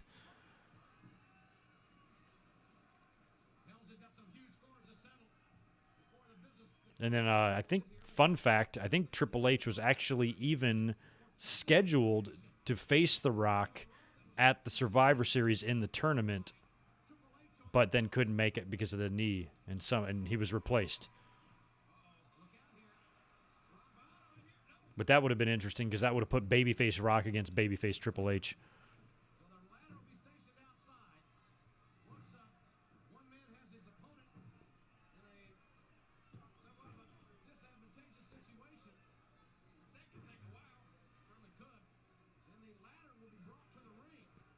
Emmett, yes. Ben is right. I have actually reviewed that. Divas Undressed, thanks to Barry. It's a sponsored video. That was interesting. And also on Wednesday when I release the SummerSlam 2005 review, there's one hell of a car wash that took place on that thing. And in the review, I was like, does anybody know where I can find that car wash? Send me the link. DM me the address. I'm going to go find it. I need to get my car washed 11 times this week, so I'd like to go there specifically if that's at all possible.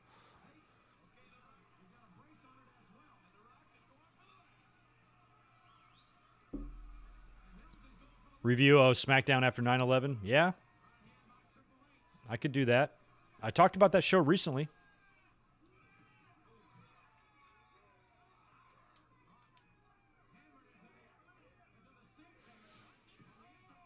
Yeah, I just remember. I remember that time. I remember that day so well.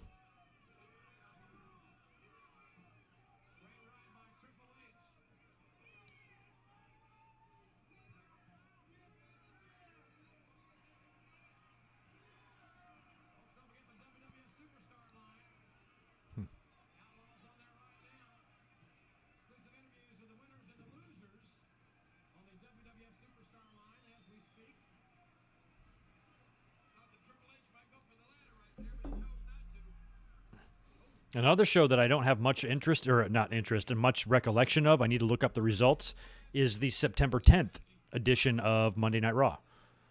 I don't remember. I know I watched it that night because I was home. I was woken up by my friend on my answering machine. For those of you who don't know what those are, you had to attach them to your phone, so if you're not home, people can leave a voicemail for you to call them back. And my friend is yelling on my answering machine, dude, you need to wake up. And she gave me, like, I remember her saying, like, you got 20 minutes or I'm showing up at your house or something like that. Like, I'm going to bang on your door. I'm like, I better get up and see what's going on. And the first plane had hit. And I turned it on about maybe 15 minutes before the second plane. I was like, oh, shit. But I don't recall Raw from the previous night. I know I was home watching it because I had to do a hotline report after. But I don't remember what the results were or what happened at all. Victor is the champ. Shout out to Victor. I'm glad you got some representation in this MSG crowd. Superstar line was still a thing here. Did JR just plug it? Yeah, probably was, but man, it had to be getting to the end of it by now.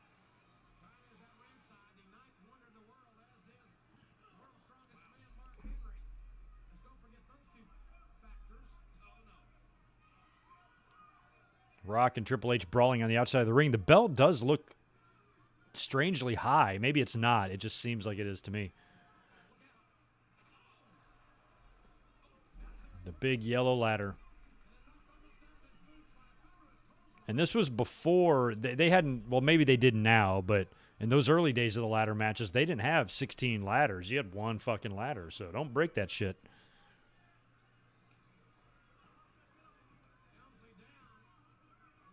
I used to call a hotline back in the day, not a WWE one, not one of the 1-900 ones, but the one I called was in the back of just about every Pro Wrestling Illustrated, and it was just basically, it was a flat fee, $2 a call, and it would be like a minute or a half, 2-minute long report about just random wrestling news that you would now just easily read for free on the internet. But instead of paying per minute, you would just pay flat fee, and he'd run through it all pretty quickly. I recorded the hotline report of after when Owen Hart died. It's on, I got it on my second channel or somewhere. Oh, and the ladder landed on Triple H. This is one of my favorite ladder matches too, because after everything that we saw between Shawn and Razor the first couple of times, and some pretty spectacular ladder matches, they kind of kept it more grounded. It got a little bit more brutal. We saw some blood, and I appreciate that, of them saying like, you know, there's been the greatest ladder match of all time has taken place in this very ring, in this very building, a mere 4.5 years prior. So let's not outdo that. Let's create our own. Let's not try to, you know, follow that. Let's try to make our own story with the ladder. And they did, man. They really did.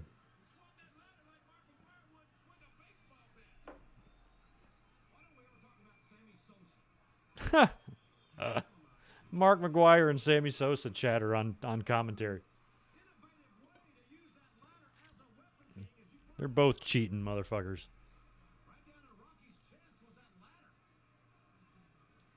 $2.99 a minute, which nowadays is probably about $5 a minute if you adjust for inflation. If I go to Calgary, would I go to Owen's grave? It depends on what I'm in Calgary doing. Ooh, Triple H wrenched that knee. If I'm there specifically for a wrestling trip, then yes. But if I'm just happen to be passing through there, I might want to go to the Hart House before Owen's grave. Try to keep it more on the positive side.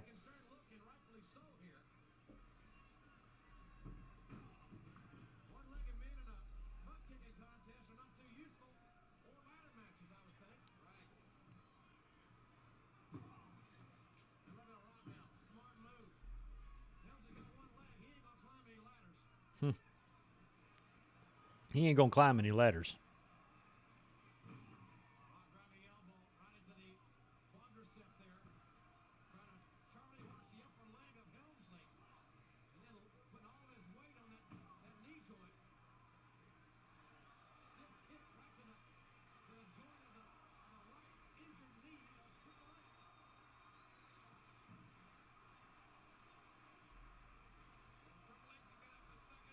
Let's go Rocky chants. You can hear him. You can't ignore that shit, you know?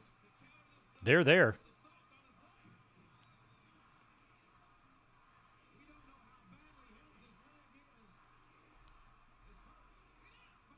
Oh, see? That's so smart by Rocky, dropping that ladder right on Triple H's injured knee, and a knee that I believe would have to be operated on shortly after this.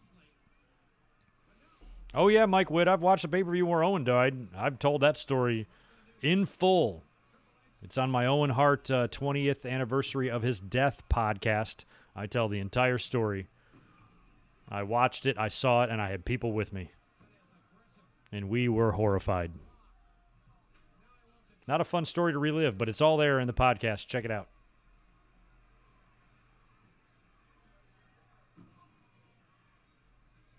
Oh, yeah, he's going to hammer Triple H's knee with the fucking chair. Brutal.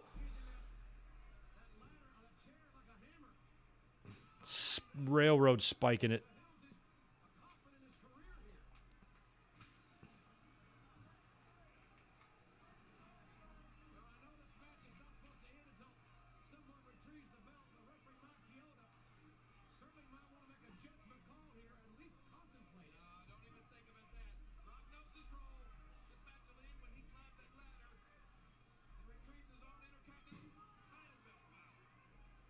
Yeah, cheating is cheating, but the people who win are going to be the cheaters that are going to be most heavily focused on. That's just the way it is.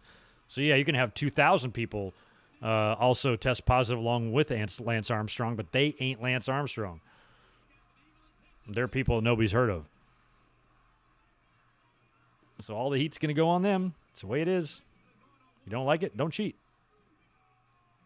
Oh, man, right on the knee on the ladder. Look at Vlad looking all jacked in his wife beater. Ready to hop in the ring, kick some ass.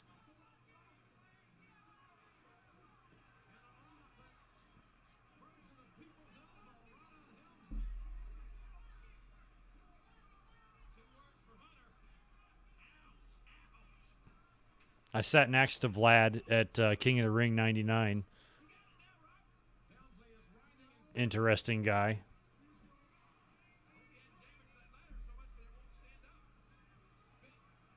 Okay, thank you for that, Ryan. September 10th show had RVD versus Angle for the hardcore title. The main was Stephanie and Test versus The Rock. Okay. Huh. Broncos Giants football. Interesting. I was just leaving a job. I was in the process of looking for a new job at the time because the job I had was kind of seasonal and I needed to get out of there for the wintertime. And I had a bunch of interviews like a couple days later. And I remember at the end of the week was when I got hired. And as I was in there, it was like Friday after 9/11, they were hanging the American flag in the window.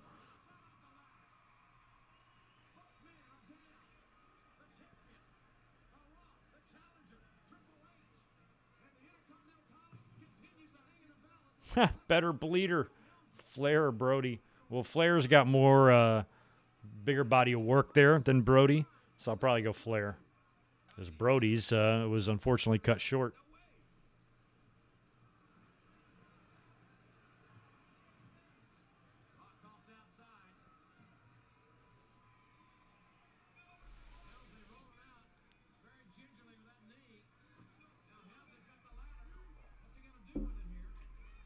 Oh, he's got the. Oh, yeah, I think he's going to. It's either going to be a slingshot or an Irish whip or something into that ladder that Triple H is setting up on the barricade there. You are going to hurt a fan with the way that ladder is positioned. Here's a slingshot. Not one of my favorite moves in wrestling, but.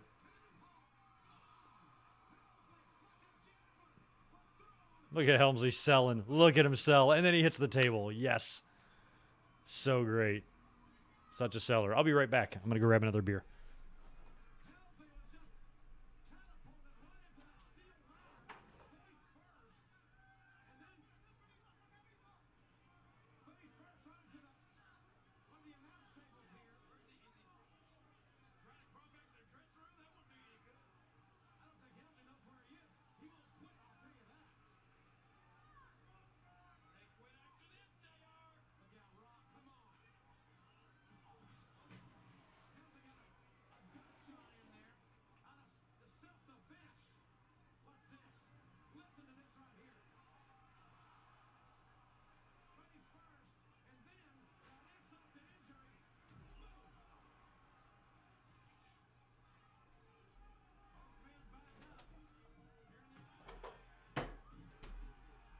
They're in the aisleway now.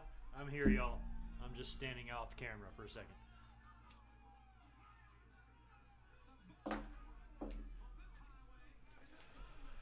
All right. We back. We back. Oh, Jesus. Backdrop on the ladder in the aisleway. Triple H had some fucking moments in MSG, did he not? He had this great ladder match here with The Rock. He had the previous year, he had the match with Cactus when Cactus debuted. Then he would have the match in 2000 at the Royal Rumble with Cactus Jack. That was one of my favorite title matches of all time. And he had his return in 2002 that still to this day I think is the loudest ovation in the history of the biz. And he's probably had other moments too, but those four kind of jump out at me in terms of Triple H at the Garden.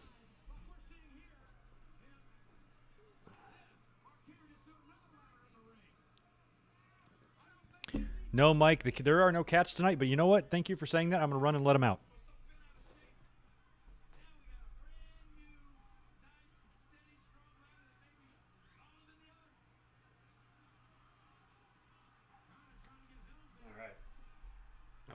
Walk-in closet is officially open. They are welcome to walk out here if they want.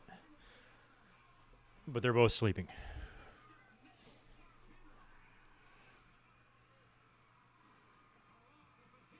Triple H trying to get in there. I think, is it Henry holding him back? Yeah. Chyna's going to put a stop to this. Eat my big-ass forearm. Look at those pants Mark Henry's wearing.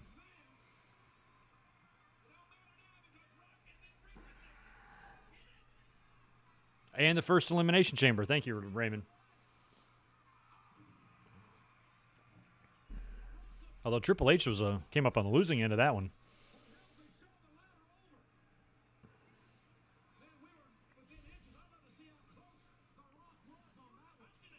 He was. Rock was touching it. On Wednesday in the SummerSlam review, another fun ladder match, Eddie and Ray. Where the fuck was Vicky? Where the fuck was Vicky? Street fight between the cats. Probably my younger one, Tito. He outweighs Bub by about 8 pounds.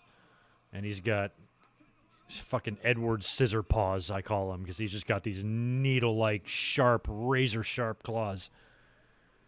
And when he fights, he wins.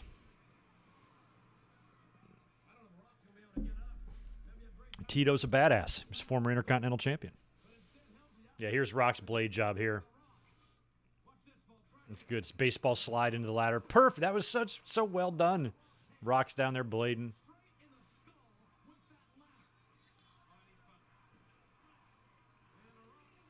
Speaking of SummerSlam 05, that reminds me of it again. Hogan's blade job was fucking hilarious. He just drew a line right across, straight across his forehead. And it was so obvious, and he bled so much. All over Shawn, all over the mat, all over himself.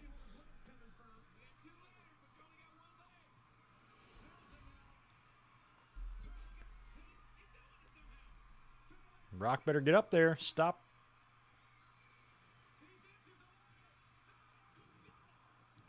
I don't recall Triple H working in the purple trunks very often. It's not really DX colors, but I do like him. Might be the only match I ever recall him wearing these.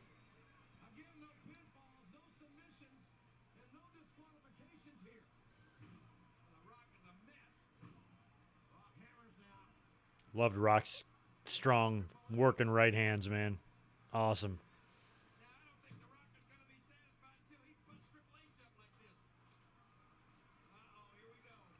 Yeah, it's fun when you can use 2 ladders. Look at that.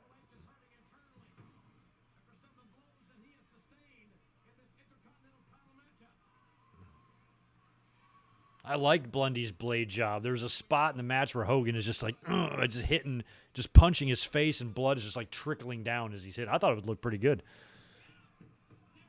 But I haven't looked at it closely in many, many years. So maybe if I look at it, I'm like, oh yeah, that was kind of stupid. But I just remember that one shot of Hogan, multiple punches to the head, and looked awesome.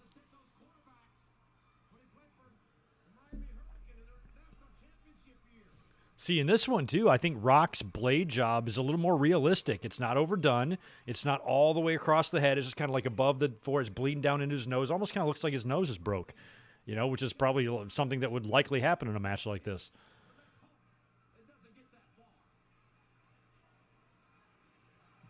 Oh, yeah, Undertaker's bleeding like a stuck pig at that one.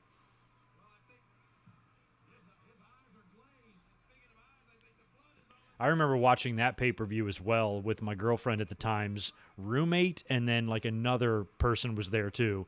And they weren't huge wrestling fans, didn't know a whole lot about it, and they were blown away by the amount of blood in that.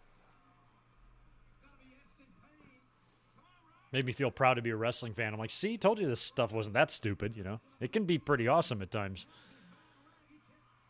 We're not that big of dorks, although we are. We're dorks. It's okay to admit it. I'm a proud dork. I'm a sexy dork. Embrace your inner dork. Oh, that thumb to the eye. They are battling up there. I know Chyna gets involved here at some point. Oh, there you go. That was kind of a hokey spot a little bit. That was oversold by both guys. Rock, they're both on top of the ladder. Rock shoves Triple H off into the other ladder that's bridged in the corner, but Triple H jumps way too far. Then he hits that, sells it, bumps into the ladder, pushes Rock off. He clotheslines himself over the top rope and does a big overdramatic sell. That was a bit too much. But still good.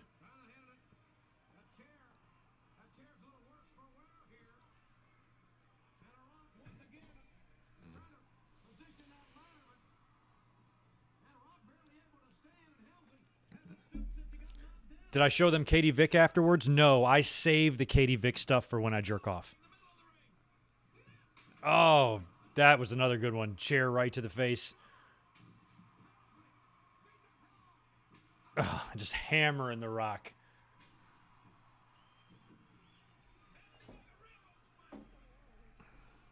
Oh, the Billy Jack blade job I remember because I was there. And also back at those days, anytime I saw blood as a young kid, it did something weird to me. It almost kind of like, it freaked me out a little bit. I'm like, holy shit, blood, you know, because I'm a kid. Kids don't understand shit yet. So if you're 11, you know, what the fuck do you know?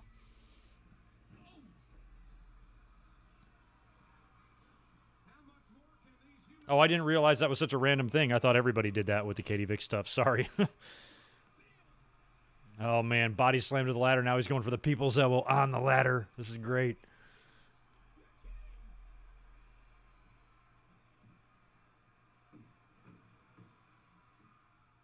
Boom. Scores with the elbow. Triple H is down. Crowd loved it. MSG ate that shit up. Brett and Owen. Shawn and Razor. Brett and Steve. Ali and Frazier. What a building.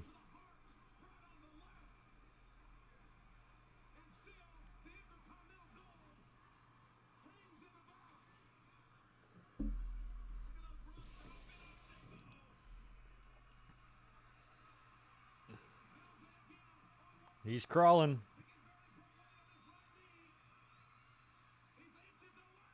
It's really hard to see the belt up there. It kind of blends in. I was like, where the hell is it? Now I see it. Rock bottom. Man. Big, big, big props to a young Triple H and a young Rock, who at this time, they are jockeying for the same position in the company. There is probably such a deep competitive spirit between these two guys, and they're still selling for each other and doing business. These are two guys that understand.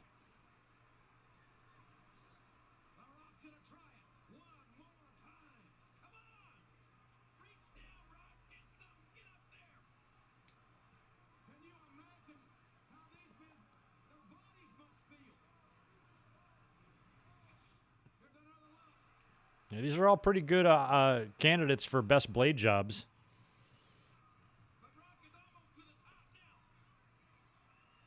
Or worst, I should say. The Eddie one was scary. Alfonso, I think, was with Beulah, not Francine. And then the Vince one was weird, too. I did a review of that show, Survivor Series 03. We talked about Vince's blade job. It was nasty. Oh, man, Rock's so close. Touching it. I always thought it would be funny if something happened and somebody won by accident. In a ladder match or a Royal Rumble, somebody could theoretically accidentally win. And there's a pedigree to The Rock. And I would love to see how WWE would handle that if that happened. Oh, fuck. What do we do? What if Drew McIntyre slipped out of the ring, by accident in 2020? Like midway through the match. Like, what would you do? Oh, powder in the face of Triple H.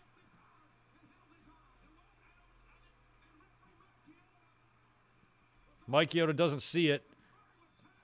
So therefore it doesn't happen, despite the fact that Triple H has got an entire face full of Bisquick. He's still trying to climb there.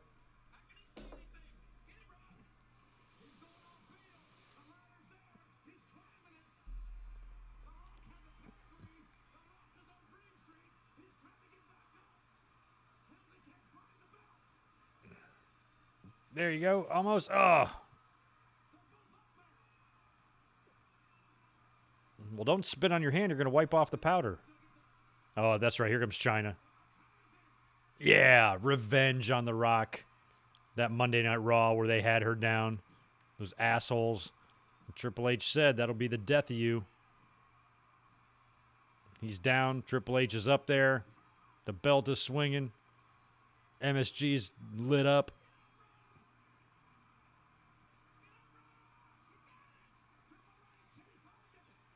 There he is. He's retrieved.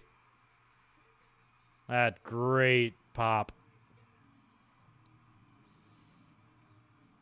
Now, this is an Intercontinental title run I was excited about because Triple H's first run was like, you know. But, boy, he's over now. But he didn't get a chance to run with it.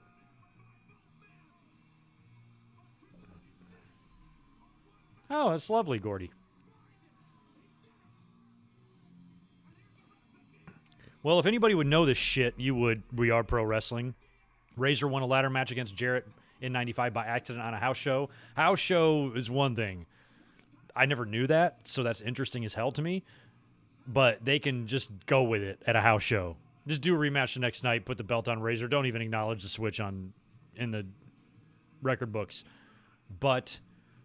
Or just redo the finish.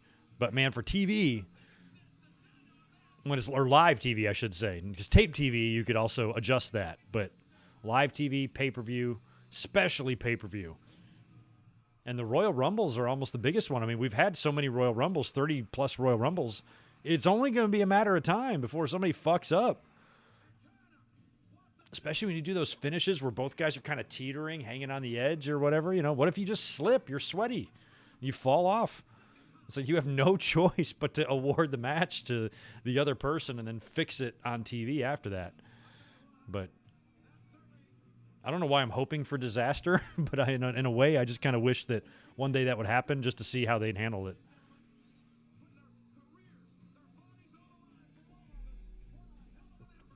Jim Ross putting over that match the way he always does. Oh, I've never seen this. Exclusive home video footage, y'all. The Rock hobbling back. I've never seen this.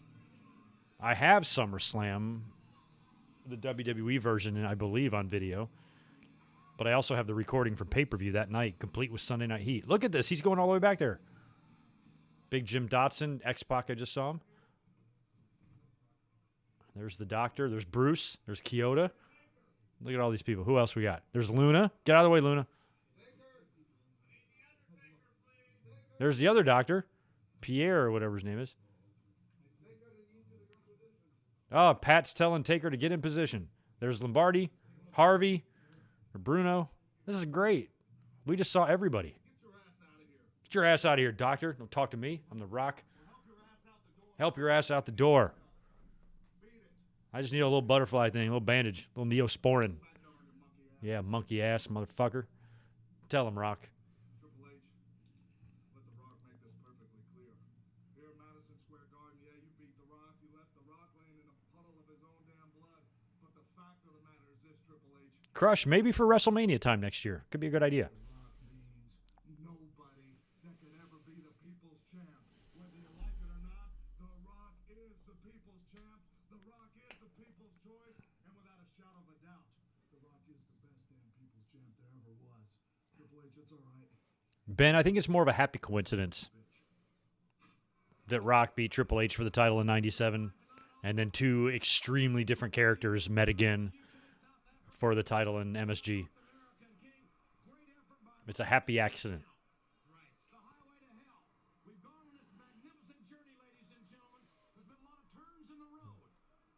You got that right, JR. There's been a lot of turns in the road.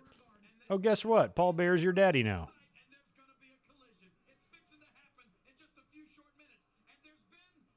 Have they even done that Paul Bear is his dad yet?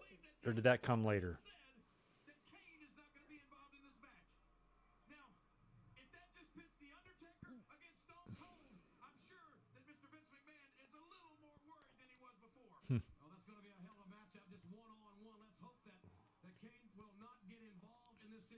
No stop signs. Right on.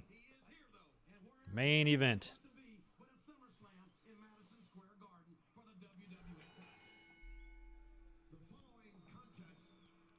Shut up, Tony Chimmel. You suck. You'll never see me, Mike Witt. I wish you could. I was way up there. Way up there with no camera. Back then, you just didn't. It's so weird, you know. It didn't even occur to me that I might want to preserve these memories, you know. Didn't even cross my mind. Would have been nice to have a Twitter back then.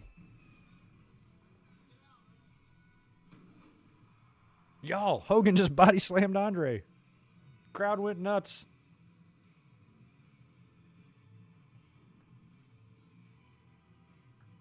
Taker looks good. You know what? This, I think, was my favorite Undertaker theme of all time. Like, seriously, the one he has here. I liked it. I mean, the original's still awesome, but this twist, you know, it's much like how, you know, when Austin came back, they had the Disturbed version of his. This, like, more hard rock metal version of Taker's, I thought was awesome. It's just a badass sounding song. Came on that WWF Volume 3 CD. It's fucking amazing. Great song. No, I don't have the ticket stub. I have a lot of ticket stubs, but that's another thing that 10-year-old Greg would not have even thought about keeping. I probably threw it down on the ground when I was in the building. Like, fuck this thing, knowing me.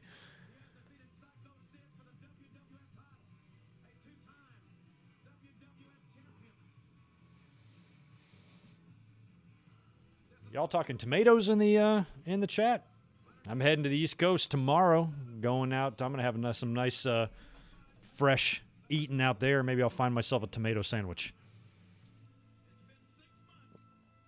Gonna have a lot of seafood while I'm there. That I know. It's probably all I'm gonna eat. I'm packing 3 pairs of shorts, 6 t-shirts, and a pair of flip-flops, and that is all I'm taking. If somebody says, yo, Greg, you got to wear pants, I'm like, fuck you. No, I don't. I'm on vacation.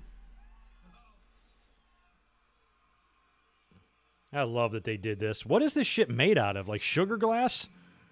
And what makes it break? I want to know how that works. I want a YouTube tutorial link of how you make one of those things that Austin came through. That one was good. Nothing tops WrestleMania 13, though. Yes, there was a dark match back then. No, I went with my friend and his dad. 2 friends and a dad. They're brothers.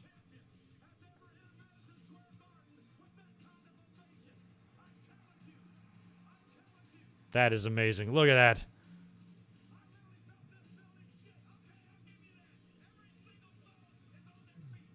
So what has Austin done up until this point in MSG? Match with Bret at Survivor Series. Did they work MSG in 97? Oh, he stunned Vince. So those are probably his 2 biggest moments in the Garden up until this point. Help me out if I'm missing one. And we got to watch for this this spot in the match where Austin just gets knocked loopy. And for those of you who don't know, you know how Undertaker, you know how you do the thing where you shoot the guy in the ropes, you go for a backdrop, but then you get kicked? Well, Undertaker would do that spot, only when he would get kicked, he'd shoot up like Undertaker style. And when he does that to Austin here, when he shoots up, Austin's head is over the top of the Undertaker's head. And as he comes up, he catches Austin right under the chin and somehow manages to not decapitate him. And Austin goes on to work the rest of the match after giving a couple of minutes to come to. And I don't know how he was able to do that at all.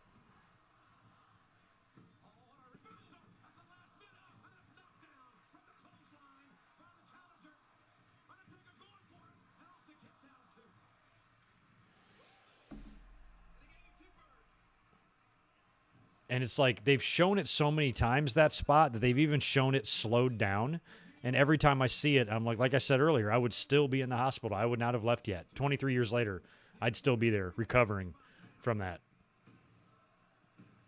I'd have to relearn how to talk, relearn how to wipe my ass, everything if I got caught with something like that. And Austin finished the match. Stud. Yeah, Deshaun, I'm sure it's probably something like that vibrates it or shakes it and causes it to break. I just think it's cool. Yeah, and in 97, only half of it broke. What a disaster Survivor Series 97 was. That's one of those shows, much like pretty much anything they did in the Thunderdome era, that I won't go back and watch. Just don't like it. Nothing brings back nothing but bad memories.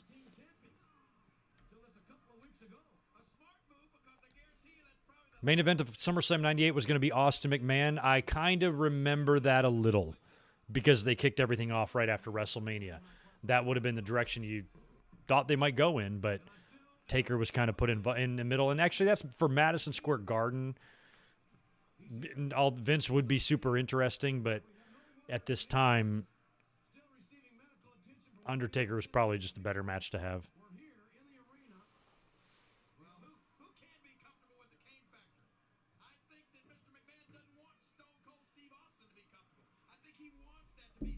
Yeah, Austin and SummerSlam matches don't mix because he nearly got super injured in this one too. 1 year ago, Owen was dropping him on his head. There it is, right there. There it is. See that? Out. Oh. I don't even know if they show a replay of that or not, but oh my God. He's up right away.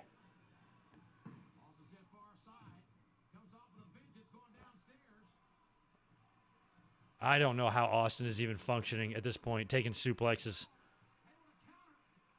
I mean, Earl's checking on him. He's got to be like, I'm all right, but just give me a fucking minute. And it doesn't even look like they're giving him, like, this has got to be horrible flashbacks for Steve. Like, damn it, last year. Oh, I don't know how Austin is moving around the way he did, or the way he is. How he didn't break his jaw, knock at least 6 teeth out, bite his tongue in half. How none of that happened, I have no idea. And a hot shot on top of that. A bump that Austin probably shouldn't even be taking. Thank you, Ryan. And he got stuck in the ropes in 99. What did he do in 2000? Oh, he wasn't back in 2000. Okay, 2001 versus Kurt, he lost, but did anything crazy happen? Or no, he won via DQ. Or he lost via DQ. But did anything crazy happen in the match with Kurt? I remember that match being pretty good. Austin bleeding. Austin should have lost that night, but he didn't. Or lost the title that night. And then 9/11 happened, and they decided to put the title on Austin. But yeah, thank you for that. Stuck in the ropes in 99. And 96, even though it was a planned spot, he was in the free-for-all, and Yoko broke the ring. Oh, Kurt was bleeding, not Austin. Thank you for that, Raymond.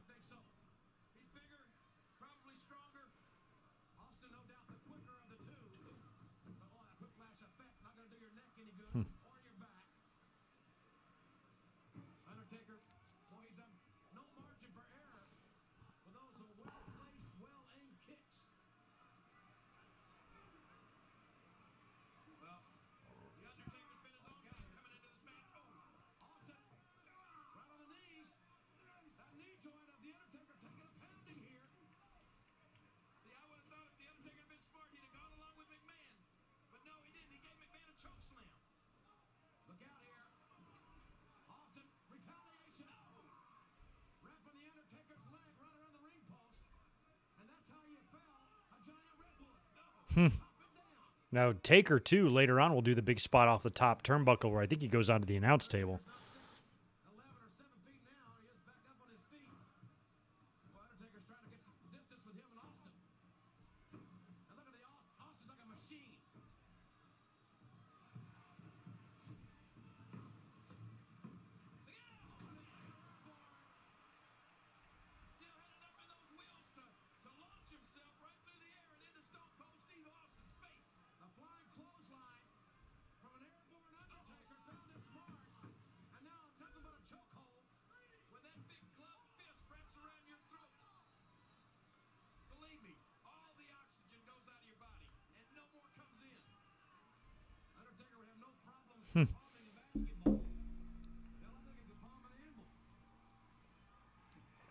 Paulman Anvil. I could do that. Yo, Spaz Phoenix, thanks for the $5, dude. Greetings, good Mike. That is good. Yes. I don't even have anything to say or plug tonight. Excuse me. Hope you and the chat are well. We are doing well. Thanks for being here, Spaz, popping in. If you're just tuning in, we're watching the main event right now of SummerSlam 98. Austin and Taker, pretty good stuff so far. It's been a fun night. But glad you're here. This will be the last live stream for about a week. Well, anywhere from 7 to 10 days. Not sure exactly when I'll be back. I'll either be back a week from tomorrow or a week from Thursday. Here comes Kane. The Demon Seed.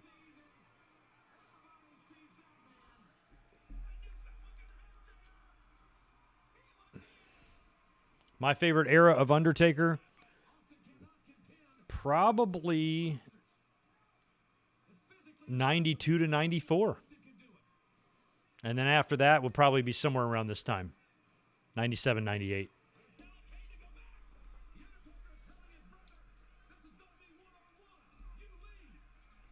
Actually, no, let's include his heel run. Let's include the beginning. Let's go 90 through 94 Taker. Yeah, 90 through 94. First 4 years. First 3 years, I should say. Kane's leaving. Referee sent him away.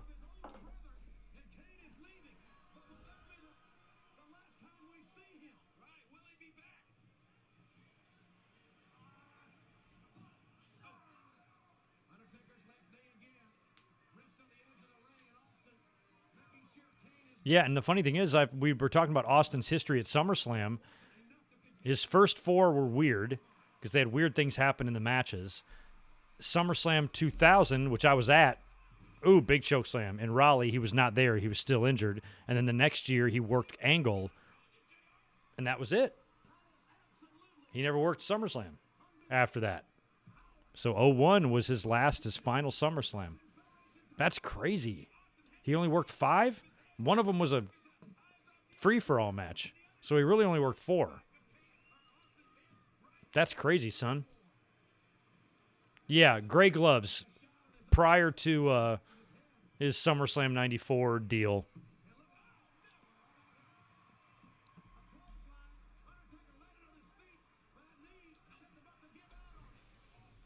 Taker was kind of a heel here. He was teasing going heel.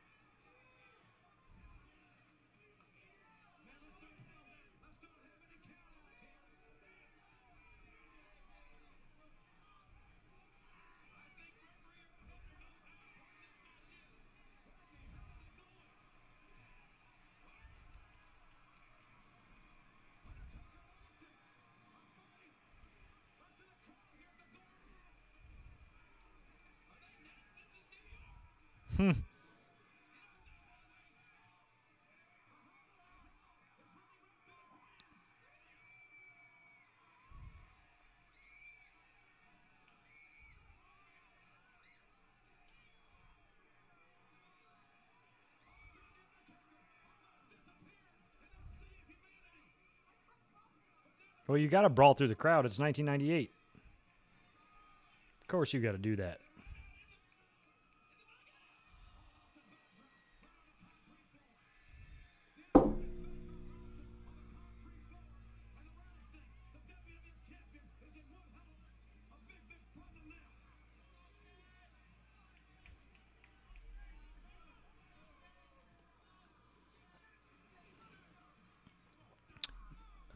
Well, Mike Witt, you've given me about 3 unpopular opinions tonight, but I only think one of them was unpopular, because this one I agree with too. Biker gimmick Taker I liked. It was the right time for that. You can't only do magic tricks for so long, you know. Fans are getting older. You have to be a little bit more realistic. So we got the badass for a couple of years, and then the fans always, like myself, always crave nostalgia. So he returned to the dead man. But I was fine with what they did. gave us a chance to see a different side of him. You know, he's always been so. His character's been so one way. To hear him talk like a regular dude and, you know, cut promos and be involved the way the rest of the locker room is. It's kind of nice. Undertaker was heavy here, too. He would get much leaner as he got older. He still had some weight on him back in, like, 98.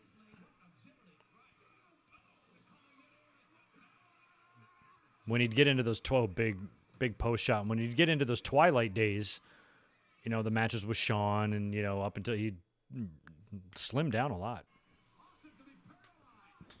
Now that, Ryan, is a true unpopular opinion. The Kid Rock's theme did oddly fit him a little bit, but I really cannot stand Kid Rock or his music. So I just naturally reject that. I'm Team Eminem over Kid Rock any day of the week when it comes to Detroit. When it comes to Detroit white boys, I'm Eminem. All day over Kid Rock.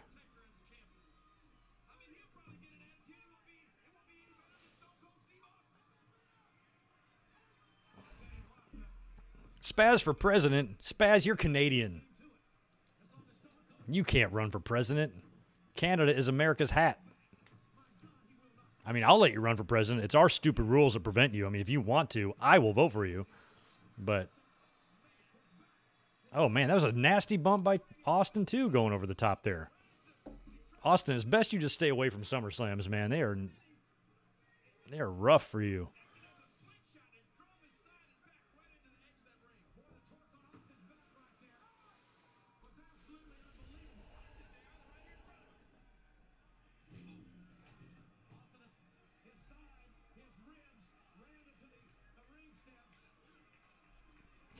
Undertaker's Limp Bizkit. I don't like Limp Bizkit either, but I probably can stomach them a bit more than Kid Rock, but not by much. I'd rather not stomach either of them if it was up to me. Undertaker's making some modifications to that ring, to the announce desk. Because sometimes you just got to modify shit. All right, he's setting up Austin. Fucking Hugo, get out of the way. Look, Carlos is trying to tell Hugo.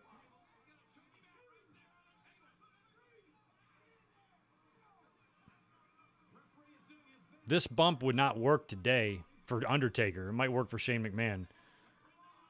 But the announce desks are a little closer, I think, than where they were before. But this bump is still ridiculous. 7-footer. What is he, 290, 300 pounds, whatever he is? 325. Look at this camera shot. It's beautiful with the MSG crowd in the background. That's great work. Great camera work. Oh, my God. Ugh. They didn't even move the chairs out of the way, y'all. That's a risky bump for Austin to take a year after that pile driver. You know what I mean? Spaz, thanks for 5 more. Canada may be America's hat, but America's Canada's underwear. Besides, we're bigger on top. That's actually, oh, I'm sorry, I missed your last one. Yeah, if we're going to call you our hat, you definitely need to call us your underwear. That's only fair. I totally agree. Oh, there's your other one. You know what would be a great surprise for SummerSlam? Punk and Bryan winning the NXT tag titles. Oh, my God. I don't think that's happening, but yeah, that would be a surprise. What does Clark say in Christmas Vacation? If I woke up tomorrow with my head sewn to the carpet, I wouldn't be any more surprised than I am right now. Yeah, and that's fine. You can call us your underwear, and make sure that when you call us your underwear that we have skid marks and we're dirty and we haven't been washed in 7 years. Yeah, make sure you include all of that too, because that would be accurate. We're quite stupid down here in the good old USA. If you don't believe me, just walk into any Walmart. 2, Austin with a super near fall. What's up, Apron Bump? Good to see you. Are y'all on? And We Are Pro Wrestling right underneath you. Y'all go sub to both of those channels over there. Or at least subscribe to their podcast.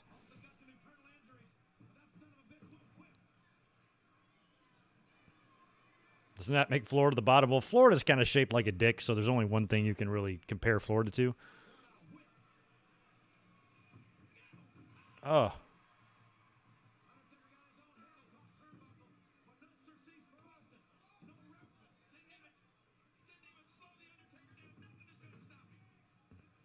Yeah, we could be you guys could be co-pres ministers of Can America. Yeah, that sounds perfect. Yeah, like Pat Patterson's Tidy Whities, Michael, except way dirtier. You could hear Pat in the background earlier when they were showing the Rock exclusive footage, calling for Taker to make to get queued up, get ready to go. Double clothesline, both men are down. We got less than 5 minutes left in this match. There's no doubt about it.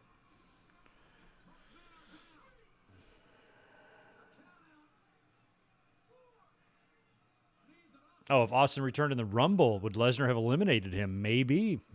WWE might have wanted that to happen. I could see that.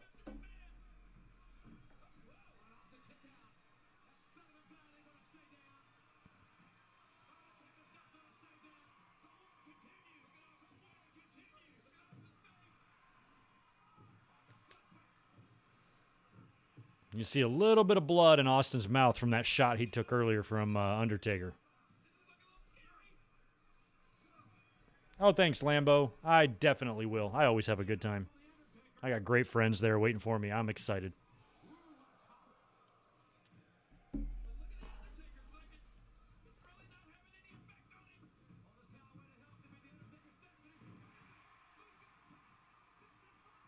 Fist and fire.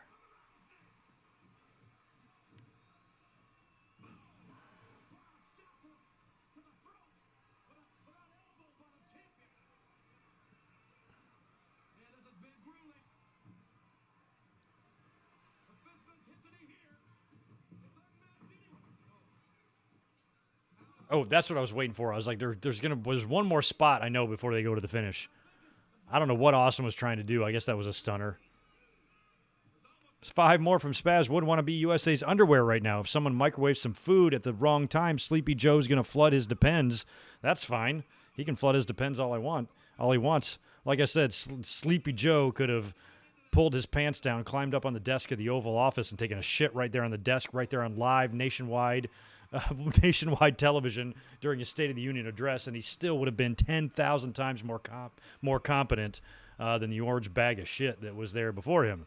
So no problem. There's nothing he could ever do that will ever be crazier than what the moron we just had does. So any president that comes after him, you can insult him all you want. He's still better. It doesn't matter.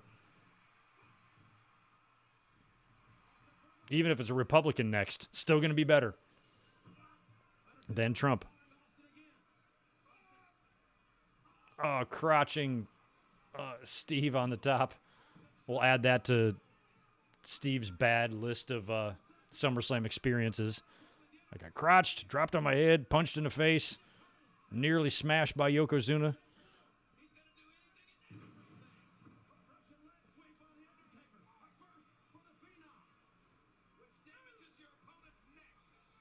Oh, a healthy Pillman is the best Pillman. You get a 100% Brian Pillman coming into the WWE around 95 or 96. Oh, man. Sean would have met his match, at least in terms of maybe from a promo perspective.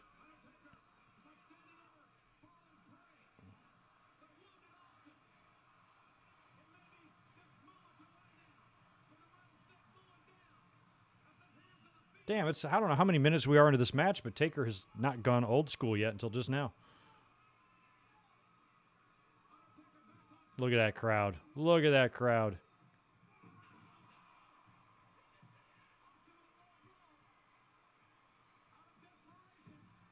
Stunner. There it is. Ball game. Props to Austin. I don't know how many more minutes he wrestled. Probably 15 after that initial shot he took to the face.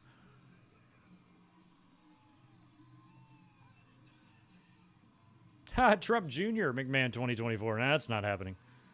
What a blowhard the kids are. One's dumb. The other one's a complete fucking cokehead. No, that's going to be the end. of them. Goldberg sucks shirt in the crowd. Look at that.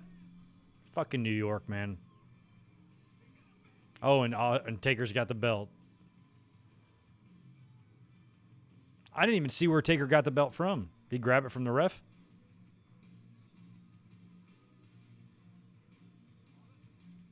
See, Taker's still babyface this year. You know, he's handing the belt to Austin. Here you go, Steve.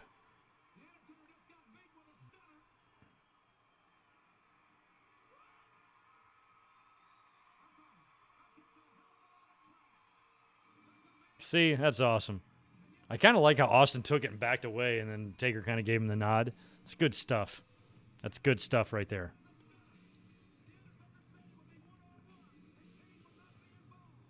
And Taker did say that. He said it's going to be one-on-one, so Taker was still kind of babyface-ish here, but, man, they'd be turning him soon.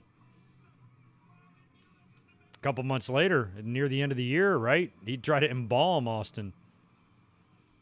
Oh, and yeah, Kane comes out to join him.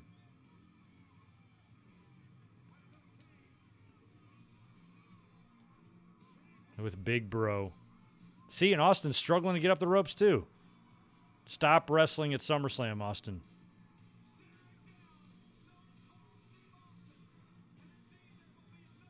Taker goes ministry, pretty much. Yeah, I think it's kind of a transition into that. But he starts going down a darker road after this. Like, I know late in the year, he'd get a little weirder. He'd start speaking in tongues, and he did the thing where he tried to embalm Austin. And I think it was more like early 99 was when you would really get that new devilish version of Undertaker. Oh, man, good stuff. Good stuff. Highway to Hell. Oh, it was good to watch that pay-per-view again for the first time in I don't know how long. Man, oh, man. Good night, everybody. Oh, wow. You know what else they didn't run? Yeah, see, I know on the original pay-per-view version of that, they run like a post-show recap package, and they edited that out, too, because it's got Highway to Hell in it. Of course, we can't show that, can we? Oh, my God. Yeah, and it was 2 months later, says Ben, when Taker would officially turn heel. So that's a wrap on SummerSlam 1998.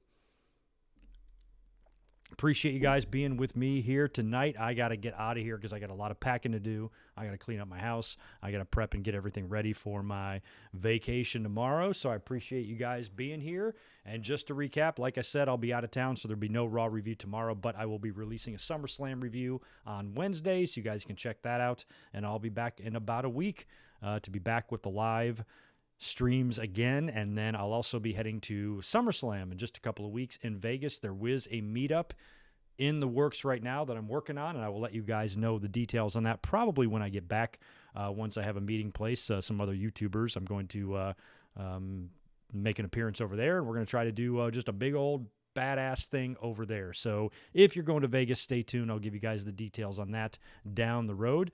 Other than that, I hope you guys have a great rest of your night and a great rest of your weekend. Enjoy Monday Night Raw tomorrow without me. I'm sorry I'm not going to be here. Hopefully great things go down on the show, and it would be a really good idea for you to follow me on Twitter at Good Mic Work, because if you want to send me some updates on what the hell I'm missing, or you want my comments or my thoughts on everything, that's the place to do it. So head on over there, give me a follow, and I will talk to you guys really soon. Thanks for being here. Thank you, Ryan, We Are Pro Wrestling, Mike, Ben, Sonic, all y'all that have been in here, Spaz, all night long watching the show. It's a blast. It always is. And we'll be back before you know it, doing another one of these watch-alongs, which actually will be 2 weeks from tonight. We'll be doing another watch-along. We'll do a SummerSlam, so we just got to decide what SummerSlam that's going to be. So throw me your ideas over on the Twitter. Y'all be good, take care, and I will catch you in about a week.